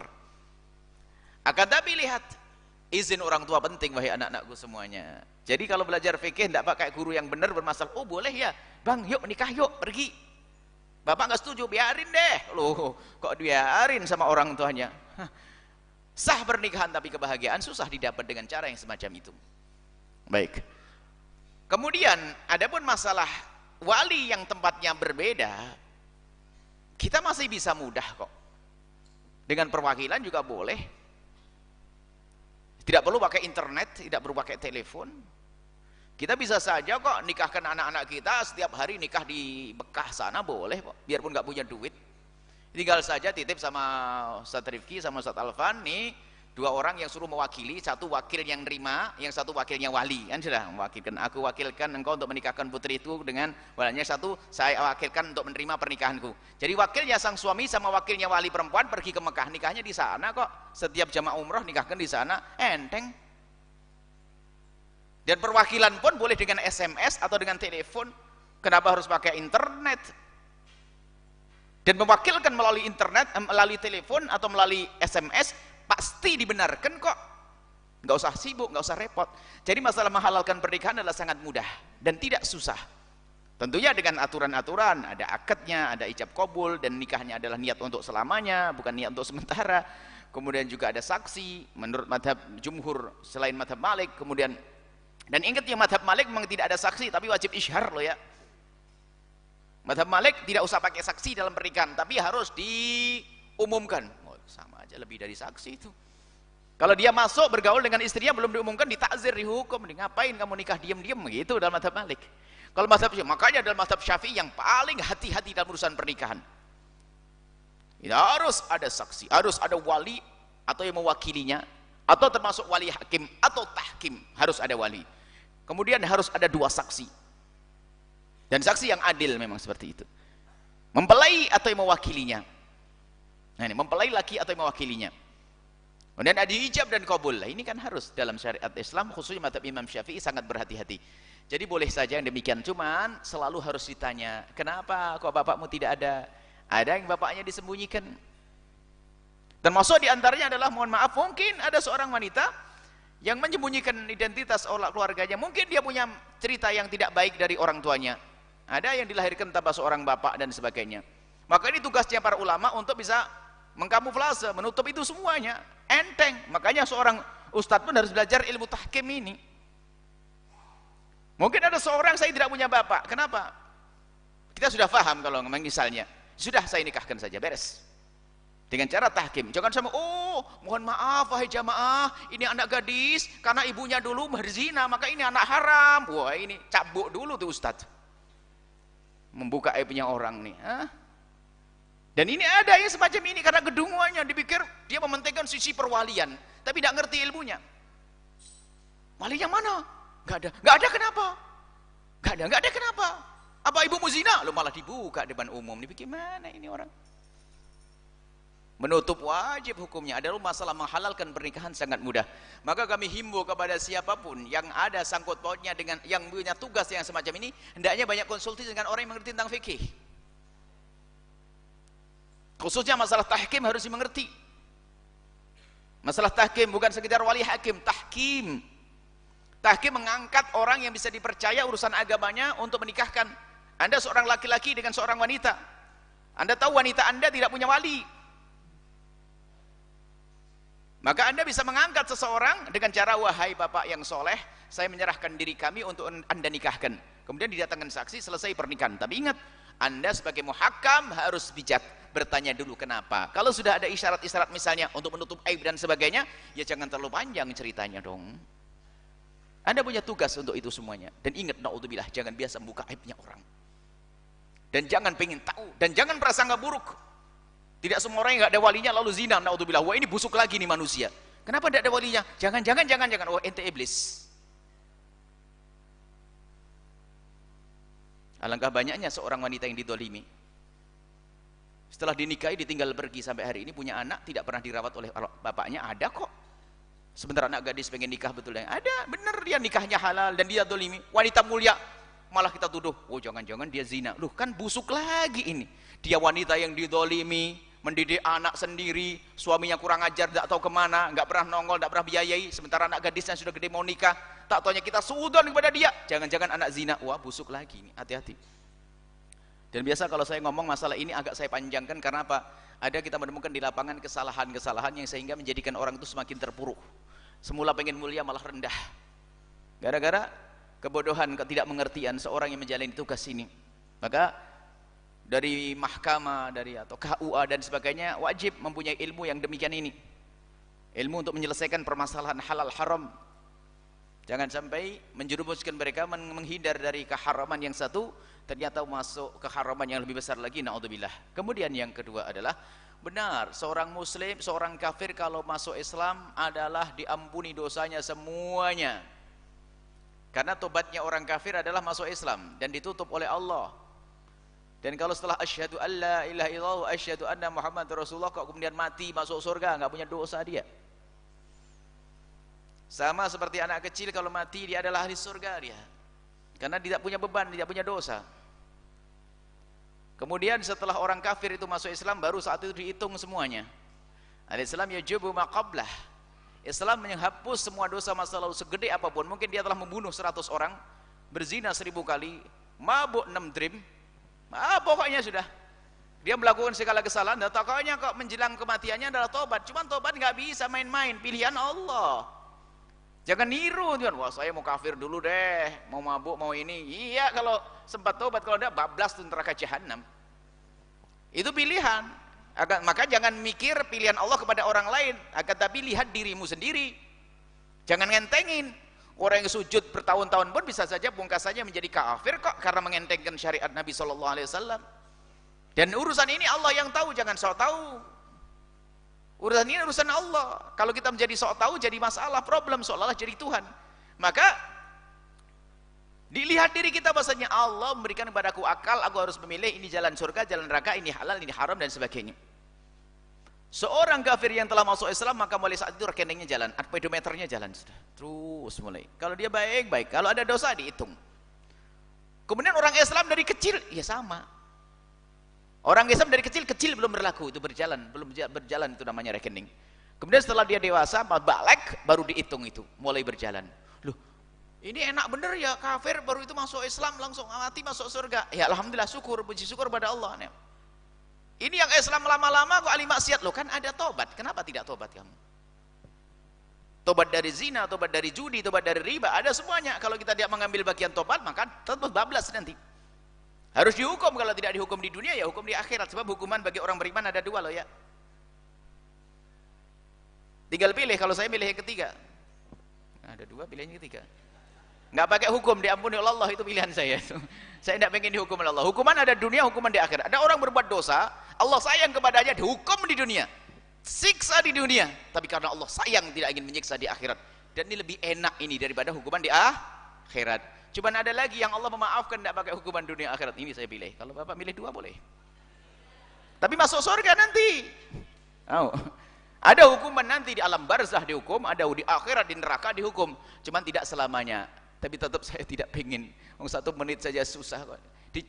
Dinyos pakai setrika 1 detik saja. Allah, jangan sombong dengan neraka ya. Neraka mengerikan, tempatnya murka Allah Subhanahu wa taala. Maka seorang yang muslim, maka kalau melakukan dosa ada hitungannya, akan dihukum oleh Allah Subhanahu wa taala. Dan serem hukuman Allah. Akan tapi lihat, Allah Maha Kasih, ditawarkan bermacam-macam amalan yang menjadikan Allah mengampuni dosa. Kenapa tidak kita ambil? Dan ingat, sebesar apapun dosa kita, maka Allah mudah untuk mengampuni dosa tersebut asalkan kita mau menyadari dan memohon ampun. Sehingga tidak ada dosa gede yang sesungguhnya bagi orang yang bertaubat, dan tidak ada dosa kecil yang sesungguhnya bagi orang yang meremehkan dan mengentengkan dosa kecil. Biasanya ini santri ngentengin dosa kecil, kecebur neraka jahanam, kapok kemudian. Nggak ada. Bahkan orang awam kadang begitu takutnya dengan dosa, biarpun itu dosa kecil dihindari. Ini hati-hati, santri merasa dekat kepada Allah seenak sendiri. Lableb urusan haram, katanya dosa kecil. Apalagi lihat kitab kabair, selagi tidak dituliskan dosa besar berarti dosa kecil. Wah, hati-hati. Tidak ada dosa kecil yang sungguhnya, sebab dosa itu akan menjadi besar dan menjadi kecil tergantung siapa yang melakukannya dan hati orang yang melakukannya. Kerjaannya sama, tapi dilakukan oleh seorang ustadz yang alim, yang gede hukumannya di hadapan Allah. Tapi pekerjaan itu dilakukan orang awam yang tidak pernah ngaji atau di pasar, dosa, tapi tidak segede jika dilakukan oleh seorang ustadz. Beda. Padahal bentuk pekerjaannya adalah sama. Sehingga Sayyidina Umar pun mengambil kebijakan yang luar biasa, biarpun hukum di dalam Al-Quran ada was-sariqu was-sariqatu faqta'u aydiyahuma jazaa'an bima kasabana kala minallah. Kalau orang mencuri harus dipotong tangannya. Ternyata ada seorang pencuri, dilihat oleh Sayyidina Umar, rumahnya masa paceklik, nggak bisa makan. Dan ternyata sebabnya karena si kaya pelit semuanya, sehingga dia tidak dapat makan, nggak harus mencuri. Maka Sayyidina Umar mengatakan apa? Dibebaskan, dia dimaafkan. Sebab al-hudud tudra'u bisyubuhat. Ini ada syubhat. Sebab apa? Dia orang fakir, dia punya hak di orang kaya, makanya waktu mencuri tidak dihukum. Karena apa? Kayanya tidak bayar zakat. Jadi dilihat keadaannya dia. Tapi kalau orang cukup, orang kerjaannya adalah di KTP pekerjaan mencuri gitu, ya itu memang sudah niat itu. Ada enggak kira-kira? Misal, kalau memang niat bekerja haram, dosa gede itu. Baik. Jadi ingat, tidak ada dosa yang tidak ada dosa besar bagi orang yang memohon ampun. Jadi orang pelit kadang-kadang sama Pak. Ada orang pelit, ada orang masuk Islam sudah tua mau masuk Islam, enggak, enak aja, habis itu mati masuk surga. Lah ini pelit ini. Ada orang kafir tua masuk Islam katanya nggak boleh. Kenapa?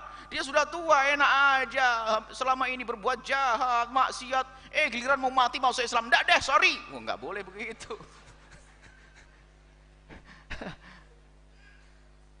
Biarpun Jospus bisa meninggal dunia, kalau masuk Islam terima, semoga menjadi ahli surga, kan begitu.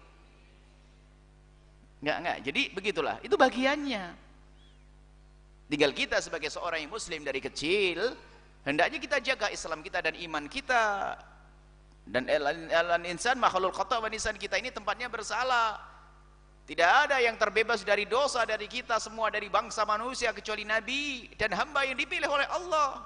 Kalau kita sadar kita berdosa, ini penting, sadar kita ini tempatnya dosa. Yang jadi masalah adalah orang yang nggak sadar kalau dia adalah tempat berdosa. Maka dosa yang paling dosa adalah manusia berdosa tidak merasa berdosa. Ini bencana, nggak tobat-tobat. Akan tapi jika kita menyadari kesalahan kita, keharaman yang kita lakukan, Dan kita ingat hukuman di hadapan Allah. Baik, setelah itu mohon ampun, beres. Allah akan masih Tawwabur Rahim. Innallah, bahkan Allah mencintai, Innallah yuhibbut tawwabin. Bukan sekedar Allah itu ridha saja, Allah cinta kepada orang yang bertobat. Kurang apa lagi? Derajat mahbubiyah, dicintai oleh Allah. Maka modal dengan kejahatan yang selama ini kita lakukan, yuk kita menghadap kepada Allah. Sehingga Ibn Athaillah Sakandari mengisyaratkan bahwa dosa seseorang yang disadari lalu menjadikan dia tawadhu dan takut kepada Allah lebih bagus daripada ketaatan yang dilakukan akan tapi menjadikan dirinya sombong, betenteng seolah-olah di surga. Kalau lihat orang lain neraka, bukan? Nah, ketaatan karena dia adalah ahli tahajud, dia puasa Senin Kemis, majelisnya banyak, muridnya banyak, ilmunya banyak. Wah, rupanya kebaikan yang selama ini dilakukan menjadikan dia sombong, hina. Akan tapi ada orang yang terpuruk dalam kehinaan, akan tapi ternyata dosa-dosanya menjadikan dia mudah menangis di hadapan Allah. Itu lebih mulia. Dengan catatan bukan melakukan lagi dosa tersebut, bertobat, memohon kepada Allah pengampunan, dan setelah itu akan dihapus oleh Allah. Allah Maha Pengampun, lihat, sangat enteng, ringan, mudah bagi Allah untuk menghapus dosa hambanya sebesar apapun, dan bisa merubah siapapun. Lihat, dari manusia yang paling jahat dengan cita-cita jahatnya pun Allah bisa merubah. Dikisahkan pada zaman Nabi, Sayyidina Umar bin Khattab itu punya cita-cita yang paling dahsyat, adalah sebelum masuk Islam membunuh Rasulullah. Dan paling jahat dan paling ditakuti oleh kaum muslimin waktu itu, karena wibawanya Sayyidina Umar bin Khattab dan keberaniannya dan keperkasaannya dan kekuatan pasukannya. Dia punya anak buah yang banyak, ditakuti. Akan tapi bagaimana Allah mengangkat Sayyidina Umar bin Khattab setelah mendengar Al-Quran dibacakan lalu bersyahadat asyhadu alla ilallah, menjadi lembut hati, padahal dia adalah orang jahat. Bahkan mungkin kalau kejahatan Sayyidina Umar sebelum masuk Islam dibanding dengan para presiden-presiden gak ada apa-apanya. Presiden gak ada yang bercita-cita membunuh Nabi Muhammad, kan? Makanya kami himbau kepada siapapun yang sebesar apapun dosamu, lihat, kalau anda mau kembali kepada Allah, Allah akan muliakan anda. Karena ada contoh Sayyidina Umar yang punya kejahatan sebelum masuk Islam dengan kejahatan yang banyak, akan tapi setelah tobat Allah ampuni masa lalunya, dan setelah itu Allah angkat menjadi manusia mulia, dekat dengan Rasulullah yang katanya keras hati menjadi orang yang lembut hati. Bahkan umat yang mengatakan, sungguh aku tidak menemukan orang selembut Sayyidina Umar ibn Khattab radhiyallahu ta'ala anhu. Padahal dia dari orang yang keras. Makanya jangan menyerah dengan watakmu yang suka marah itu. Hentikan, Bu. Kan memang dari sononya. Oh, nyerah. Memang saya begini mau gimana? Saya memang temperamen, saya kan suka marah. Loh, sudah tahu tapi nggak sadar, kan repot ini. Sehingga suaminya setiap hari harus nginep di musola, mau pulang males. Istrinya marah-marah, atau sebaliknya seorang suami dikit-dikit marah dan sebagainya. Ada apa dengan itu semuanya? Semuanya perlu belajar menata hati agar kelembutan menjadi sifat ciri khas seorang muslim. Al-muslimu man salimal muslimuna min lisanihi wa yadihi. Orang muslim yang sesungguhnya adalah jika engkau menjadikan orang di kiri kananmu itu selamat daripada gangguan tanganmu, dan selamat daripada cercaan dan cacian daripada lidahmu, sehingga orang dekat denganmu indah, fisiknya tidak tersakiti, hatinya juga tidak tersakiti. Anda seorang muslim yang sesungguhnya. Baik, ini saja insyaallah. Semoga Allah Subhanahu wa taala memberikan kepada kita. Ada pertanyaan lagi? Ya, satu lagi yang masuk dari via sosial media. Yang pertama datangnya dari Bekasi dengan nama Kasmin. Assalamualaikum Buya. Saya mau tanya, saya dari kecil berakidah ahli sunnah Asy'ariyah, tapi kakak kandung saya beralih akidah, dia ikut LDII. Bagaimana pendapat LDII menurut Buya sendiri? Beberapa pokok keyakinan LDII, yang pertama yaitu mengkafirkan seluruh umat Islam yang tidak berbaiat kepada imamnya, seperti Syiah yaitu menghalalkan dusta untuk melindungi ajarannya. LDII juga memiliki akidah seperti Yahudi yang menghalalkan cara apapun untuk menang. Mohon jawabannya Buya, terima kasih. Wassalamualaikum warahmatullahi wabarakatuh. Assalamualaikum warahmatullahi wabarakatuh. Untuk menjadi benar, Anda tidak perlu banyak tahu tentang kesalahan, tapi cukuplah Anda tahu tentang kebenaran, maka Anda akan tahu tentang kesalahan. Kalau pengen tahu uang palsu, nggak usah belajar melihat uang palsu, cukup kau fahami ini uang asli, nanti akan tahu uang palsu, kan begitu. Kukuhkan akidahmu ahli sunnati wal jamaati, beres nanti. Sebab kalau melacak kesalahan akidah lain bermacam-macam, beribu model. Dari Ahmadiyah punya ciri keluar dari Islam dari sisi ini, dari kelompok ini sisi ini, dari LDI sisi ini. Terlalu banyak. Akan tapi yang perlu adalah bagaimana kita memahami ini barang asli ini bagaimana. Belajar yang benar akidah kita ahli sunnati wal jamaatil asy'ariyati dengan guru-guru yang benar, yang menanamkan akidah yang benar. Nanti Anda akan tahu, termasuk Anda ini sudah benar sebetulnya, Anda sadar kakak Anda salah. Kalau sudah ada sekelompok akidah mengundah mengkafirkan orang lain, khususnya mengkafirkan ahli sunnati wal jamaati asy'ariyati, ya bermasalah dia. Ada pun derajat kekafir, apakah mereka langsung kafir? Ntar dulu, dilihat dulu. Ada kesalahan di kelompok hanya derajat fasik berat mendekati kekafiran, ada. Akan tapi untuk sampai dikatakan kafir harus dengan jelas, misalnya dengan mengatakan ada nabi setelah Nabi Muhammad, atau mengatakan Al-Qur'an ini adalah tidak sempurna. Waduh, itu. Jadi saya kasih rambu-rambu secara umum bahwasanya berpeganglah benar dengan akidah ahli sunnati wal jamaatil asy'ariyati atau al-maturidiyah. Anda berpegang, maka Anda akan secara otomatis akan lolos.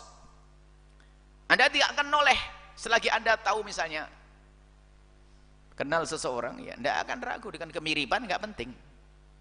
Anda kenal betul dengan istri Anda, enggak bapak-bapak ini kenal sama istrinya, ya. Apakah hanya gara-gara ada mirip istri saya lalu salah pilih? Itu salahnya? Nggak ada itu. Karena Anda kenal betul dengan istri, Anda kenal dengan suami, Anda kenal dengan anak Anda. Jangan sampai dijalan, oh anakku kenapa mirip. Nggak ada itu. Nggak bisa. Yakini kebenaran yang ada dalam syariah kita, beres nanti. Tidak akan tergoda ada dengan akidah lain. Dan akidah kita adalah kebenaran. Akidah membawa kelembutan, keindahan. Maka yang perlu adalah bagaimana kita memperdalam akidah ahli sunnati wal jamaatil asy'ariyati, termasuk diantaranya adalah juga untuk menunjukkan kebenaran kita. Boleh dalam irama studi banding. Tentunya studi banding maksudnya adalah bukan kita melanglang ke lembah gelap. Jadi untuk membandingkan antara lumpur dengan minyak wangi tidak harus kita jebur ke lumpur, kita harus paham. Cukup dari kejauhan di lumpur ada macam-macam kotoran, selesai. Sudah tercium baunya, nggak usah harus dioleskan di hidung, ya kan? Tapi orang yang nggak harus mencari ahli lagi, anggap saja hidungnya sudah rusak, nggak bisa mencium bau. Jadi nggak bisa bedakan antara adonan jenang apa sama kotoran ayam, nggak bisa bedain karena hidungnya. Kemudian dikemas semuanya dikasih tepung, ya, dikasih tepung. Ini roti, ini adalah kotoran. Kalau orang hidungnya nggak ada, perlu pembantuan. Mana yang bener? Tapi bagi orang sudah tahu nggak pakai ini. Ini coba-coba, nggak usah mencoba-coba. Perbandingan hanya dalam irama diskusi, misalnya kebenaran akidah asy'ariyah ini loh. Misalnya masalah-masalah yang selama ini diributkan oleh orang di luar sana, masalah tawassul kepada Nabi Muhammad atau kepada ulama, gimana ini penjelasannya? Ihta'u tawab, menghadirkan pahala. Kalau masalah tentang hukum, masalah ketauhidan kepada Allah Subhanahu wa taala, kita boleh yang demikian itu. Sehingga tapi perbandingan ini adalah diperlukan kapan? Di saat memang kita menemukan di kiri kanan kita adalah sesuatu yang salah. Jika aman-aman nggak perlu. Kita tidak perlu membandingkan selagi suasana adalah aman. Di saat betul ada kayak tadi itu bolehlah. Bolehlah pertanyaan tadi disampaikan, abangnya sudah kena dan sebagainya. Baru Anda perlu belajar poin-poin terpenting untuk menggugurkan, untuk meruntuhkan akidah mereka. Anda perlu belajar diskusi pada ulama. Akan tapi ingat, tidak semua orang punya bakat untuk bisa merekam ilmunya ulama lalu bisa mengeluarkan sesuai dengan yang disampaikan ulama.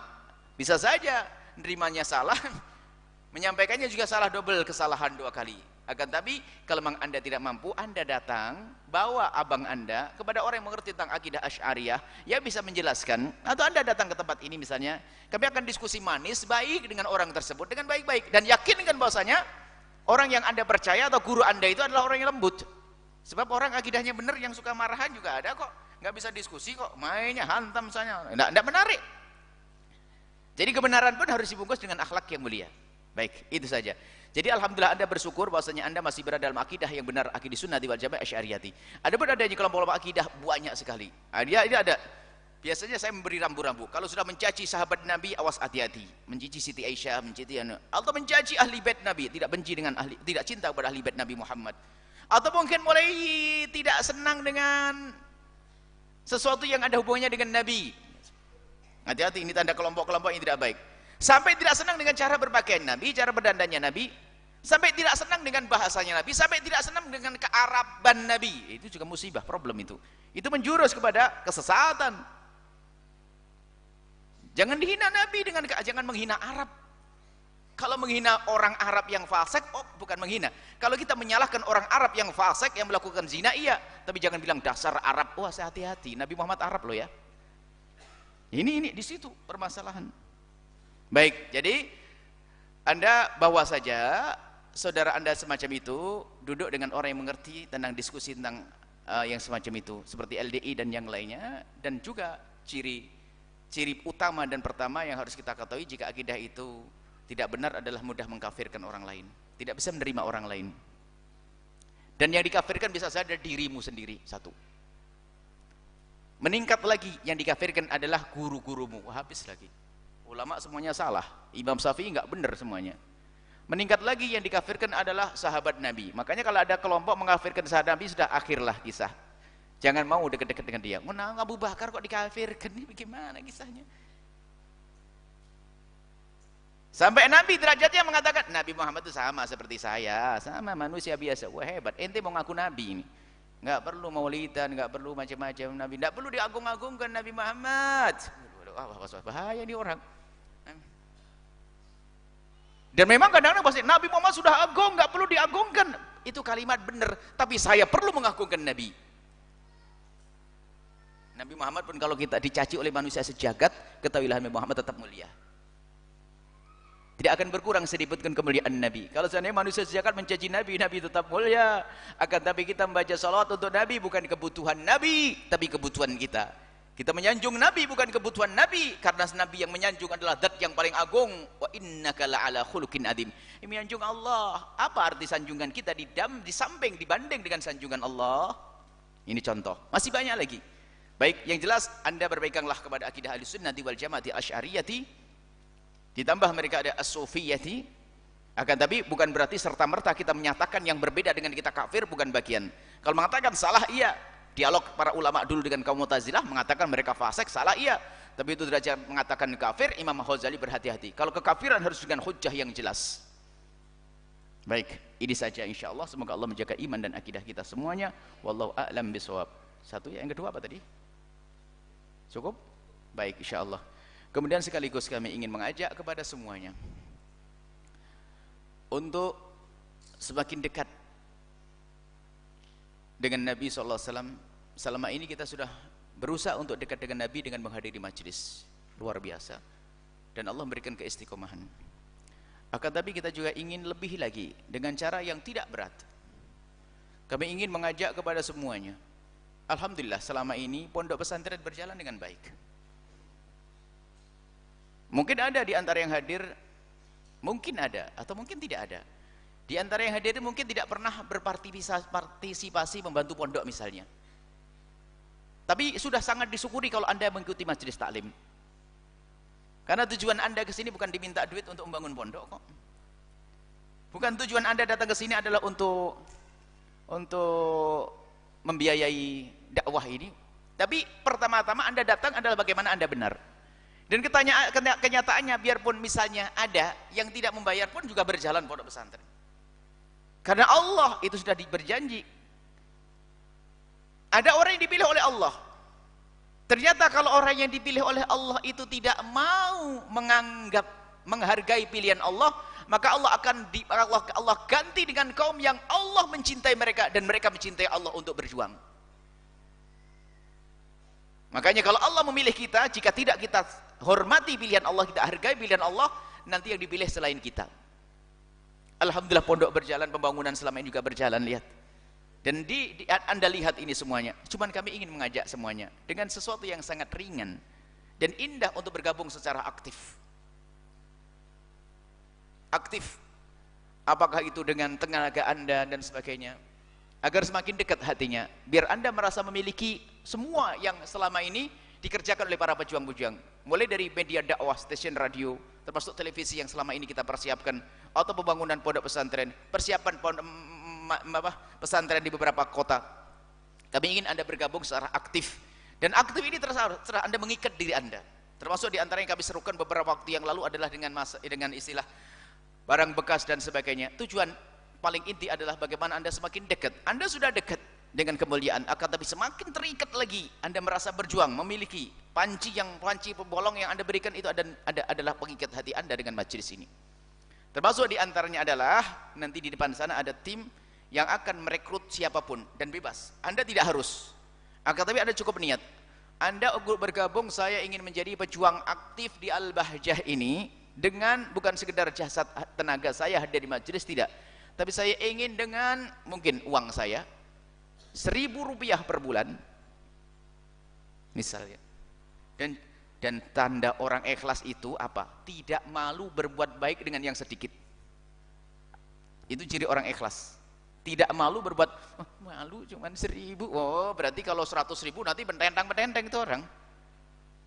Rp1.000 sebulan. Tapi kan rutin setiap bulan Anda ditegur oleh tim. Ibu, 1.000-nya mana, Bu? Ya Allah, 1.000-nya mana, Bu? Berarti Anda diingatkan kepada kemuliaan. Dan Anda perlu didaftar. Kita perlu cambuk agar diingat terus Anda. Yang kuat 1.000 sebulannya. Kalau enggak kuat ya setiap hari 1.000 kali 30 ribu. Masya Allah. Dan ini ada satu orang cerdas kerjanya di pasar. Dia mengatakan, saya kalau nyumbang banyak tidak bisa. Cuman saya berjanji kalau dapat uang logam yang berapa itu pasti saya masukkan kotak. Dan tidak berani lihat dia. Waktu nyetorkan ke sini tidak berani lihat. Kenapa? Kalau saya lihat takut kelihatan banyak, nggak jadi saya berikan ke pondok. Oh bagus, bagus. Jadi dia dengan siasatnya menyiasati kebakhilannya dan kekikirannya adalah uang receh itu diwadahi sendiri. Jadi setiap waktu itu setahun. Cuman kita mungkin setiap sebulan sekali. Anda berjanji mungkin anak-anak Anda Anda didik. Ini bukan kepada yang belum pernah menyumbang. Termasuk yang Anda sudah nyumbang miliaran ke pondok ini, lakukan ini untuk mendidik anak-anak. Sebab perlu melatih. Sebab kalau Anda nyumbang 100 juta atau 200 juta kan sifatnya berapa bulan sekali kan gitu. Tapi sifatnya yang rutin ini yang perlu. Dan saya ingin menggugah agar semuanya sambung terus dengan tim kita. Didatangi di rumahnya ibu, misalnya yang Rp1.000 nggak apa-apa. Biarpun untuk menjemput motornya habisnya 3.000 nggak apa-apa. Karena ingat, berarti ini adalah keluarga yang sambung. Jadi nanti dicatat di depan sana untuk Anda mendaftar alamatnya mana, teleponnya mana, yang biasa dengan rekening-rekening. Tapi tujuannya adalah untuk bisa terus diingatkan. Anda bergabung. Saya namanya Yahya, alamat begini. Saya ingin membantu setiap bulan adalah Rp1.000 atau Rp10.000 atau Rp100.000 untuk saya bergabung dalam catatan kemuliaan. Catatan kemuliaan ini. Dan ini biar dicatat sebagai pasukan Nabi SAW. Dan kalaupun Anda memang tidak mampu, jangan merasa bingung dengan ini semuanya. Nggak ada yang tahu kok. Yang tahu hanya tim khusus saja kok. Dan tim khusus amanat kok udah bilang, oh ibu ini ngaji setiap hari nggak pernah bayar. Nggak ada. Nggak ada. Ini hanya terlintas di benak kami itu bagaimana agar semakin terikat. Semakin terikat. Karena apa? Aku membantu per bulan. Sehingga mungkin lagi di pasar ngomongin apa? Ini ada buat pondok aja nanti. Buat pondok. Dan Anda tidak terlalu khawatir apakah pondok mengalami krisis dan sebagainya. Kalau berjuang di hadapan Allah tidak ada istilah krisis. Nggak ada krisis yang sesungguhnya. Dan kami sudah sampaikan kepada tim, sudahlah, kau tidak usah khawatir. Kalau ternyata nanti nggak ada beras, nggak ada makanan, anak-anak suruh pulang saja, sudah. Kita serahkan pada orang tuanya, beres. Tidak usah memaksakan dengan cara yang haram. Kita juga tidak mengambil dari anak kita, tidak boleh makan duit zakat kok. Nggak boleh bantuan yang tidak jelas masuk. Lalu kalau nanti nggak ada beras gimana? Ente jangan ngomong begitu. Yang ngasih beras karena Allah nanti. Yang ngasih makan adalah Allah. Kalau ternyata nggak ada betul, jangan usah pusing. Jangan sok jadi pahlawan. Kalau memang ternyata nggak ada dia makan anak-anak, tinggal ditelepon orang tuanya, mohon maaf, kita tidak bisa menampung anak-anak, kami kembalikan karena tidak ada biaya. Selesai. Mau mengambil yang haram? Enggak deh. Mau menjual agama lagi? Enggak. Akan tapi pun demikian kami masih mengajak kepada Anda untuk itu. Dan ini akan kami suarakan setiap akhir majelis. Insyaallah Ahad pagi. Nanti di sana ada yang mendata dan ibu hari ini mungkin agak sedikit lambat pulangnya, mendata namanya, tolong jemput saya atau nanti kalau ini belum sempurna nanti ada formulir dibawa ke pulang, nanti nomor teleponnya. Tolong nanti dijemput di rumah saya atau mungkin ibu bisa ingat sebulan sekali datang ke sini. Atau mungkin Anda pengen seminggu sekali. Ada orang yang gajiannya seminggu sekali kan? Ada, ya sudah seminggu sekali saya potong Rp500, Rp1.000 dan sebagainya. Maka dengan begitu semakin erat hubungan kita dengan Allah Subhanahu wa taala, dengan Rasulullah, dikit-dikit Allah dan Rasulnya, Allah Rasulnya. Dan ingat, jangan merasa gengsi dan malu dengan sedikit yang Anda berikan. Karena apa? Ketulusan Anda itulah yang menjadikan keberkahan pondok ini dan majelis ini. Ini saja. Adapun kebutuhannya memang sangat banyak. Di samping itu, pembelian tanah, ini pembelian tanah, kita ada beberapa alternatif tanah. Pembelian tanah, kalau tidak di sini ada di sampingnya, ada setelahnya. Pembelian tanah ini kurang lebihnya kurang 1,2 miliaran. Sudah terkumpul berapa ratus juta, alhamdulillah. Allah, sudah kumpul ratusan juta, sudah berkumpul. Kemudian gedung ini takut kusennya keburu rusak. Semoga Allah mengirim juga ahli surga yang bisa menyelesaikan pembangunan ini untuk ngedak saja sama finishing kelas-kelasnya. Kurang lebih untuk tahun ini kita butuh untuk 700 juta untuk mempersiapkan siswa baru tahun yang akan datang. Pembangunan dapur di belakang yang dulu pernah dipromosikan infak dapur juga saat ini juga belum bisa diselesaikan, dan memang namanya pondok harus terus begitu. Semoga pondok kita selalu tidak cukup. Jadi setiap ada bangunan santrinya kelebihan. Jangan sampai pondoknya kebanyakan gedung santri. Jadi kalau kebanyakan santri nanti saya pindah lagi ke Jawa Timur. Ini santrinya bisa dipindah-pindah nanti. Kemudian juga ini pembangunan kantin untuk para tamu supaya para tamu nyaman datang ke sini jam berapapun ada makanan nanti. Ya, di kantin sini akan pembangunan juga untuk melayani para siswa agar mudah dan sehat, rapi. Ini juga perlu pembangunan. Kemudian juga kebutuhan santri setiap ini besar sekali. Kebutuhan santri besar sekali dan alhamdulillah semuanya tercukupi kok selama ini. Dan memang Allah sangat mampu mengangkat siapa saja. Kami berharap bahwasanya yang diangkat oleh Allah adalah kita. Untuk berjuang kebutuhan santri, untuk makannya, untuk listriknya dan sebagainya, ini besar semuanya. Dengan jumlahnya semacam ini. Satu rumah saja dengan 3 lampu saja berapa ratus, berapa puluh ribu. Ini dipakai dan kami terus lampunya nggak boleh mati setiap malam. Sebab kamar harus nyala lampunya, harus terang. Kita upayakan kamar mandinya banyak, airnya harus banyak juga. Insya Allah, lebih banyak dari sebagian rumah kita kok. Alhamdulillah. Kemudian juga ini supaya ada di benak Anda semuanya untuk jadi bahan untuk memohon kepada Allah Subhanahu wa taala. Memohon kepada Allah, kemudian bahan untuk menggerakkan tangan kita untuk mengambil kocek kita karena Allah Subhanahu wa taala. Lihat. Ya, tapi tetap kami himbau yang masih harus membayar zakat, dahulukan segera bayar zakatnya dulu. Yang punya utang jatuh tempo, saya tidak ingin menjerumuskan, saya khawatir. Yang punya utang jatuh tempo kalau harus bersedekah minta izin. Misalnya utangnya kan banyak, utangnya ratusan juta. Kalau masuk infak 3 ribuan ini bagaimana atau 10 ribuan? Bilang saja, Pak, mohon maaf utang saya kan 100 juta kepada Anda. Kalau bayar 100 juta kayaknya saya kerepotan. Tapi saya ingin membantu pondok 5 ribuan boleh enggak? Kalau dia mengatakan boleh, Anda bantu. Sebab kalau utang jatuh tempo, Anda jangan main-main untuk bersedekah. Anda berbuat zalim yang demikian itu. Makanya kita tidak ingin menyeru sedekah berbuat baik akan tapi tidak pakai aturan. Bermasalah, zakat dahulukan. Beresi zakat karena zakat pahalanya lebih gede daripada sedekah yang akan Anda berikan untuk tempat mulia ini. Dan diupayakan dari sumber yang bersih. Karena Anda memberikan untuk tempat yang baik. Untuk majelismu, ya. Bukan duit zakat yang Anda berikan. Kalau Anda duit zakat, Anda nanti infak rekening zakat khusus ada untuk menangani orang-orang yang membutuhkan, dari orang fakir, orang sakit ada. Ada nanti bagiannya. Rekening zakat ada, tapi bukan untuk program pondok tadi, bukan untuk program dakwah. Maka infak bisa langsung diberikan kepada petugas di saat adanya majelis.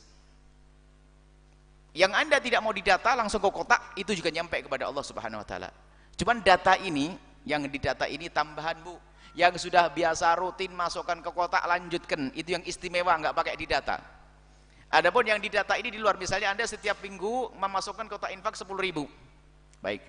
Kemudian setelah dari program ini Anda membuat program tambahan, jangan ditutup itunya, dimasukkan ke sana, bubar nanti, tambah diketahui orang itu. Yang itu tetap berjalan. Sekarang ini program tambahan, Anda punya program tambahan, sudah biarpun hanya 2.000. Anda program tambahan di sana, yang diketahui oleh orang, diketahui oleh panitia, ini program tambahan, selain daripada yang biasa Anda berikan ke infak ini. Karena Masya Allah infak juga lumayan, mereka untuk membantu ahli-ahli Allah yang ikhlas, gak ketahuan orangnya siapa, karena tidak pakai nama itu masuk kota. Dan Allah Maha tahu Kalaupun pakai nama, Allah tetap tahu. Biasanya Anda namanya Aisyah, diganti nama Khadijah, nanti pahalanya sampai ke Aisyah kok. Allah nggak akan salah kok. Tenang aja. Baik. Atau transfer ke rekening infak 72004 20092 atau gimana? 7200 4292. Yayasan Al-Bahjah. Bank apa ini? PSM ya? Tidak disebutkan ini. Banknya apa? PSM ini ya, PSM. Ke rekening infak center 7200 4292. 7200 4292 ya. Itu BSM. Kode banknya 451. 451. Hafal ya? Sudahlah, kalau belum bisa berinfak nggak apa-apa, tapi bisa menghafal sudah lumayan kok itu. Ada niat, cukup menghafal. Hafalin saja sudah, itu lumayan. Sebab kalau ketemu orang sudah langsung saja nih hafal dah ibu. Ini adalah, dan bentuknya adalah bisa per bulan, per minggu atau apa saja. Ini saja insya Allah yang bisa kami hadirkan di majelis ini. Dan juga para pemirsa pendengar dimanapun Anda berada, Anda bisa bergabung aktif dalam perjuangan ini. Dan nanti ternyata kalau terbukti Anda dari kota atau terkota tertentu, maka bisa saja nanti ada diarahkan. Misalnya yang dari Sumatera sana, bisa kita arahkan ke Sumatera bagian mana, Pontianak mana, misalnya ini. Akan tapi perlu mendata ini. Adapun yang tersembunyi tetap berjalan. Infak itu tidak hanya tersembunyi saja, akan tapi juga kadang ada yang terang-terangan. Karena untuk melatih hati kita, tidak harus sembunyi saja. Sesaat sembunyi, sesaat terang-terangan. Terang-terangan untuk memberi contoh kepada yang lainnya, untuk memberi semangat baru kepada yang lainnya. Itu juga menjadi pahala yang besar. Wallahu a'lam bishawab. Pengumuman Majelis Al-Bahjah, Majelis Muslimah sore ini di Majelis Al-Bahjah sore ini di Indramayu, Umi, ya, pelayanan di Aula Gedung Pusat Pelayanan Informasi Haji, Karanganyar, Indramayu hari ini ya. Kemudian majelis rutin malam Ahad juga ada malam ini di Weru, dan juga majelis rutin bulanan Indramayu malam ini juga insyaallah. Maulid Akbar Cinta Rasul tanggal 2 Rabiul Akhir 31 Desember 2016 di alun-alun kota Cirebon. Dan juga jangan lupa sekarang sudah dikontrol oleh orang-orang yang sudah mengerti ahlinya masalah BMT.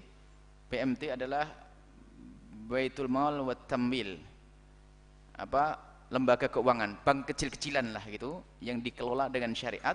Anda bisa menabung daripada duit yang nganggur, termasuk itu ibu yang duitnya banyak itu bu, itu daripada disimpan di tempat yang kurang ada nilai dakwahnya, bisa disimpan nanti di BMT Al-Bahjah sini, di BMT Al-Bahjah Syariah.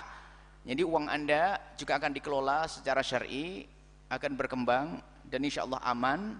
Kemudian setelah itu ada untung yang halal. Di samping itu juga Anda membesarkan BMT ini. Dan BMT sengaja kita buat adalah untuk memulai membuat lembaga keuangan syariah yang sesuai dengan syariat Nabi SAW. Ada kantor BMT-nya nanti di depan itu. Dan mohon yang mendengar suara ini dari tempat yang jauh, mungkin Anda orang yang punya modal besar, Anda ingin buat BMT syariah Al-Bahjah, Anda bisa membuat di rumah Anda, di kantor Anda. Nanti akan kita adakan tim untuk mengatur itu semuanya. Dan kita datangkan pasukan untuk ini semuanya. Dan dalam dakwah harus segala. Dan juga jangan lupa untuk bisa haji, umroh, di sini juga ada travel. Tapi ingat, kalau mau umroh harus benar-benar karena Allah Subhanahu Wa Taala ya. Jangan umroh karena tren. Kalau haji, yang umroh kalau masih punya utang ya jangan umroh dulu ya. Kalau sudah terlanjur daftar tunda deh, tarik lagi itu, nggak apa-apa. Kita tidak ingin mengajari orang bermaksiat. Kita tidak ingin mengajari orang melanggar Allah Subhanahu Wa Taala. Sebab kita khawatir bahwasanya program-program bisnis yang selama ini kita hadirkan malah menjerumuskan. Kami menghadirkan program-program bisnis ini adalah untuk membantu orang untuk berbisnis secara syar'i, secara benar, termasuk mau umroh sendiri. Waktu kita mengadakan umroh, kita ingatkan kepada tim, bukan semata-mata mencari keuntungan yang akan kita gunakan untuk dakwah, tapi ingat, ingin membawa orang umroh yang benar. Bagaimana umroh yang benar? Termasuk mungkin yang mau umroh, lah kok ninggalkan anak gadis perempuan sendirian di rumah, ya jangan dong, anak gadis kan mahal. Bawa umroh sekalian kalau bisa. Kalau enggak titipkan di pondok sini, siapa menampung pondok 10 hari sambil mondok. Nah, ini saja ya. Bismillahirrahmanirrahim. Alhamdulillahirabbil alamin. Allahumma shalli ala sayyidina Muhammad wa ala sayyidina Muhammad. Irhamna wa la tu'adzibna wansurna wa la takhdhulna wa afina wa la tumridna wa akrimna wa la tuhidna wa athirna wa la tusir alaina innaka ala kulli syai'in qadir. Allahumma ya Allah, muliakan kami di dunia dan di akhirat ya Allah. Muliakan kami di dunia dan di akhirat ya Allah. Tambahkan keimanan kami ya Allah kepadamu, kepada kekasihmu Nabi Muhammad, kepada kitab sucimu ya Allah, dan mudahkan kami untuk selalu berpegang dan berpedoman kepada kitab sucimu ya Allah. Dan jauhkan kami dari merendahkan kitab sucimu. Mudahkan kami untuk memuliakan orang-orang yang kau muliakan ya Allah. Dan kami mohon siapapun yang hadir di tempat ini ya Allah, jadikan mereka hamba-hamba yang mulia, baik yang hadir menghadiri pengajian ini ya Allah, atau para sopir-sopir angkot yang menghantarkan mereka yang mengaji, berikan kepada mereka keberkahan. Atau siapapun yang berlalu lalang lewat tempat ini, berikan kepada mereka kemuliaan. Atau siapapun yang berjualan di tempat sana itu ya Allah, berikan kepada mereka kemuliaan ya Allah. Ya Allah, siapapun yang melihat tempat ini, jadikan mereka mulia ya Allah. Dan kami mohon ya Allah, berikan kepada kami pemahaman yang benar kepada Al-Quran, mudahkan kami mengamalkan Al-Quran. Dan kami mohon ya Allah, jadikan kami berjuang-berjuang kekasihmu Nabi Muhammad ya Allah. Ya Allah, hidupkan hati kami untuk bisa berjuang di jalan kekasihmu Nabi Muhammad. Apakah berjuang dengan hati, dengan lidah kami, atau berjuang dengan ilmu kami, atau berjuang dengan harta kami, atau berjuang ya Allah dengan panjatan doa di tengah malam ya Allah. Kami ingin selalu berjuang ya Allah di jalan kekasihmu Nabi Muhammad. Dan berikan kepada kami ketulusan dan keikhlasan di saat kami berjuang. Dan kami mohon, berikan kepada semua yang telah berjuang bersama kami ketulusan, keikhlasan ya Allah. Berikan kepada mereka semua ketulusan dan keikhlasan ya Allah yang telah berjuang bersama kami ya Allah. Jaga hati mereka ya Allah. Jangan sampai ada di antara kami yang sudah banyak berjuang lalu kau rusak dengan ujub, dengan bangga dengan amalnya, atau dengan sombong karena amalnya. Kami ingin ya Allah kau jadikan mereka semakin hari semakin tawadhu, semakin kau cintai, semakin kau muliakan ya Allah. Dan kami mohon ya Allah, ampuni orang tua kami dan guru-guru kami semua. Berikan kasih sayangmu di dunia dan di akhirat. Dan kami mohon jaga anak keturunan kami ya Allah. Jadikan mereka anak-anak ahli surga, anak-anak yang kau muliakan di dunia dan di akhirat. Wujudkan keindahan dalam rumah tangga kami ya Allah. Jauhkan kami dari berbuat zalim di rumah tangga kami dan di masyarakat kami ya Allah. Yang belum menikah, jaga kehormatan kemuliaan mereka ya Allah. Kirimkan kepada mereka orang-orang yang kau muliakan, pasangan-pasangan orang-orang yang kau muliakan, yang menjadi sebab mereka mulia di dunia dan di akhirat ya Allah. Dan kami mohon ya Allah, setelah kau kumpulkan kami bersama kami di tempat ini atau di acara semacam ini ya Allah, acara ini yang baik yang hadir atau yang belum hadir ya Allah, atau mendengar suara ini yang melihat acara ini, kami mohon ya Allah, kami mohon ya Allah, jangan kau pisah kami ya Allah. Kami ingin selalu berkumpul dalam kemuliaan dan hingga kelak kau kumpulkan kami di surga bersama kekasihmu Nabi Muhammad. Ampuni kami ya Allah. Dan kami mohon berikan kepada kami petunjuk, dan berikan kepada pemimpin kami hidayahmu dan petunjukmu ya Allah. Yang sudah baik jadikan lebih baik, yang tidak baik ya Allah berikan petunjuk dan hidayah kepada mereka. Yang sudah beragama Islam, kuatkan iman dan Islam mereka ya Allah. Jika ada orang yang memimpin kami, mengurusi kami dari hamba-Mu yang belum beriman kepada kekasihmu Nabi Muhammad, kami mohon wahai Zat yang maha mulia, yang maha kuasa ya Allah, gugah hati mereka ya Allah. Jadikan mereka ahli la ilaha illallah, ahli iman ya Allah. Dan sungguh bagimu sangat mudah, seperti Engkau telah memberikan petunjuk dan hidayah kepada pendahulu kami ya Allah, dari orang kafir menjadi ahli iman ya Allah. Dan kami mohon yang sempit rezeki lapangan dengan rezeki yang halal penuh berkah, yang sakit sembuhkan, yang punya hutang mudahkan kami dalam bayar hutang-hutang kami ya Allah. Panjangkan umur kami dalam ketaatan serta sehat walafiat. Dan kami mohon ya Allah, jangan kau cabut nyawa kami sebelum kau ampuni dosa kami. Kami mohon jangan kau seksa kami di dunia, jangan kau seksa kami di akhirat. Jika kami ya Allah dan dosa kami hapus ya Allah, kami tidak ingin kau hukum ya Allah, hapus dosa kami, ampuni dosa kami wahai Zat yang maha pengampun. Dan kami mohon ya Allah, berikan kepada kami semua husnul khatimah, mati dalam keadaan iman. Dan kami mohon ya Allah, jadikan ucapan kami di akhir hayat kami kelak saat Kau hendak mencabut nyawa kami. Kami ingin saat itu ya Allah, hati dan lidah kami mampu mengucapkan kalimat agung dan mulia, la ilaha illallah Muhammadur Rasulullah, la ilaha illallah Muhammadur Rasulullah, la ilaha illallah Muhammadur Rasulullah sallallahu alaihi wasallam.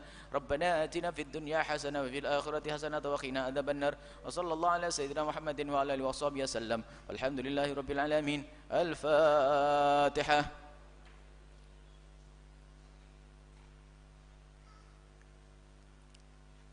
Terima kasih, mohon maaf, mohon doa selalu, wabillahi taufiq wal hidayah. Assalamualaikum warahmatullahi wabarakatuh.